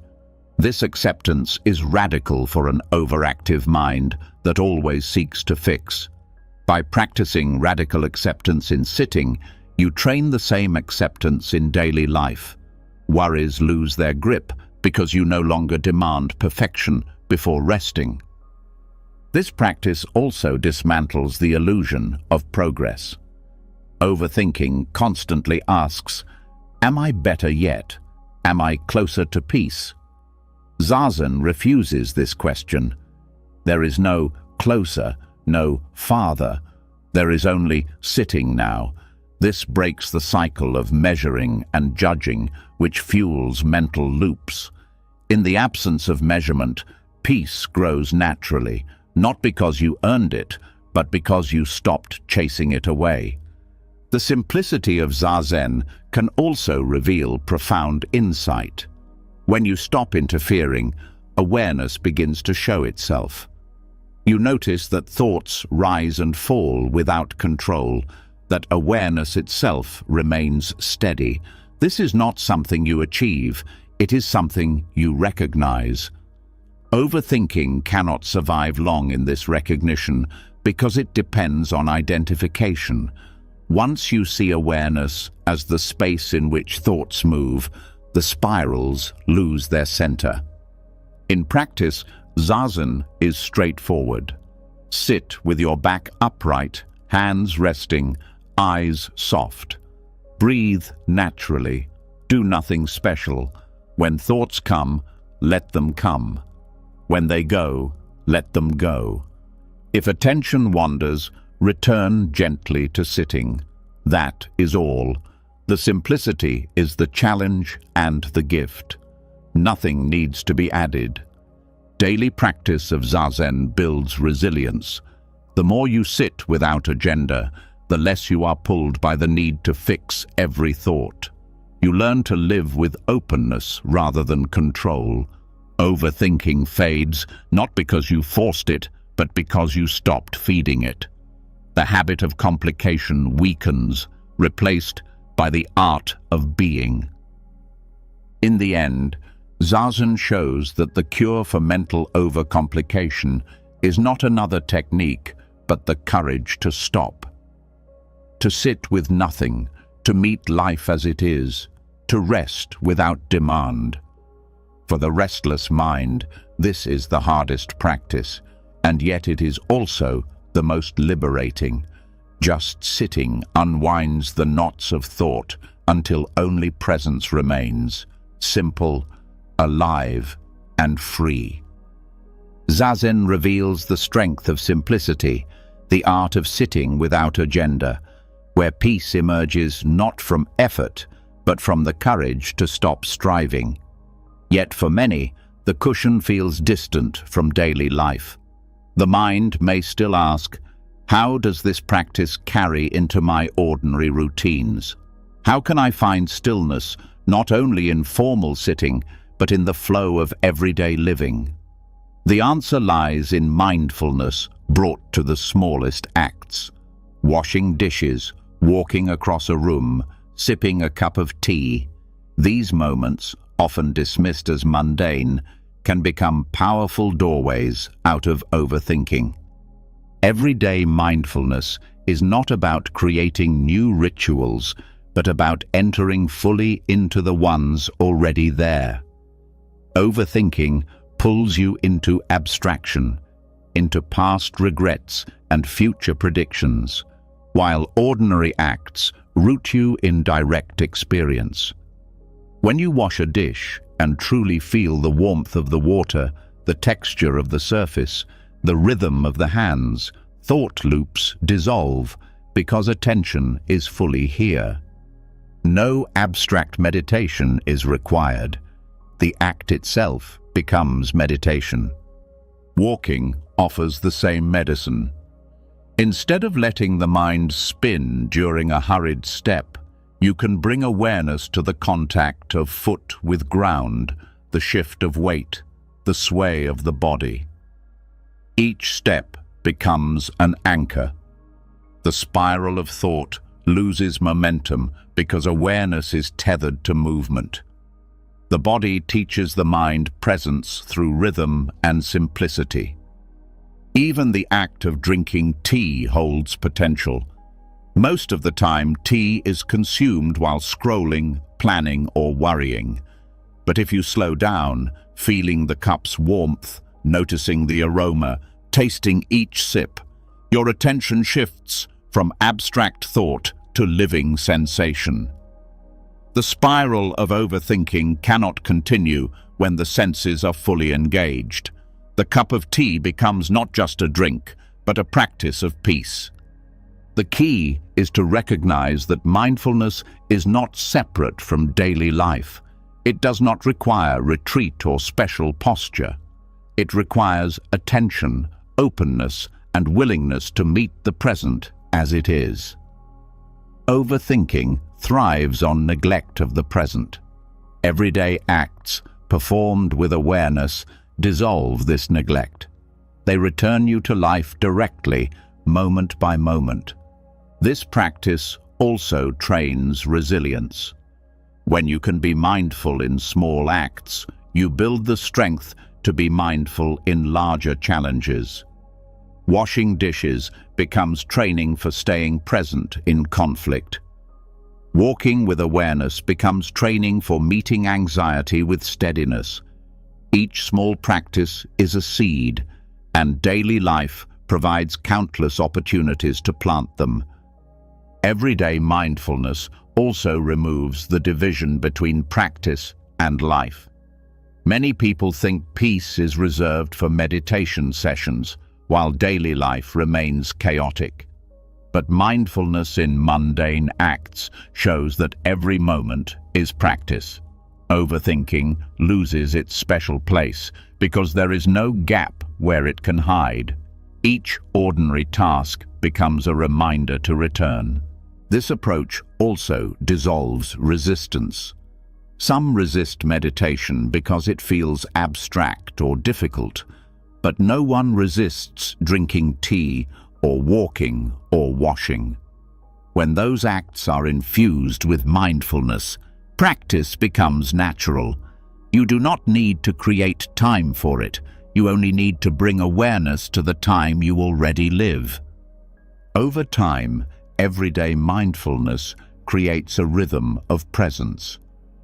The more you practice in small acts, the more naturally awareness arises in unplanned moments. Instead of spiraling automatically, you begin to return automatically. The habit of overthinking weakens because the habit of mindfulness grows stronger. In truth, mindfulness is not about extraordinary states, but about extraordinary attention to ordinary life. Washing a dish with full awareness can be more liberating than hours of abstract philosophy. Walking a single mindful step can free you from a spiral that has lasted all day. Sipping tea in silence can reveal peace already present. Overthinking is undone not only by great effort, but by simple presence in the life you already live. You've now walked through the full journey, 24 doors into Buddhist wisdom that dissolve the restless habit of overthinking. From the parable of the two arrows showing how suffering doubles in the mind, to the practice of noble silence, to the middle way that balances effort and ease, you've seen how beginner's mind breaks rigid loops, how karmic habits can be rewritten, and how non-clinging lets thoughts pass like guests who don't need to stay. You've learned to meet your mind with compassion, to recognize Mara's whisper, and to avoid mistaking the finger for the moon. You've discovered the grounding power of breath, the truth of interbeing, and the strange clarity of koans. You've touched radical patience, uncovered the 5 hindrances, and seen how even death meditation reframes endless worry. And finally, you've smiled with the Bodhisattva, reframed spirals with the 4 noble truths, sat in zazen with no agenda, and returned to everyday mindfulness in the simplest acts of life. Each teaching leads back to the same truth. Your thoughts are not prisons. They are passing clouds. You are the open sky. The more gently, curiously, and patiently you return to presence, the less power overthinking has. Tonight, as you rest, let these teachings settle into you. Let them soften the grip of the restless mind. Let them carry you into sleep, not with struggle, but with peace. Before you drift off, I'd love to hear from you. Which of these teachings touched you most deeply tonight? Leave a comment below. I read every one, and your reflections help shape future content. And if you want more wisdom like this to guide you toward peace, clarity, and better sleep, make sure to subscribe to the channel and tap the bell. That way, the next time your mind begins to race, you'll already have a place to return to. Now, rest well. Let go. The night is here to hold you.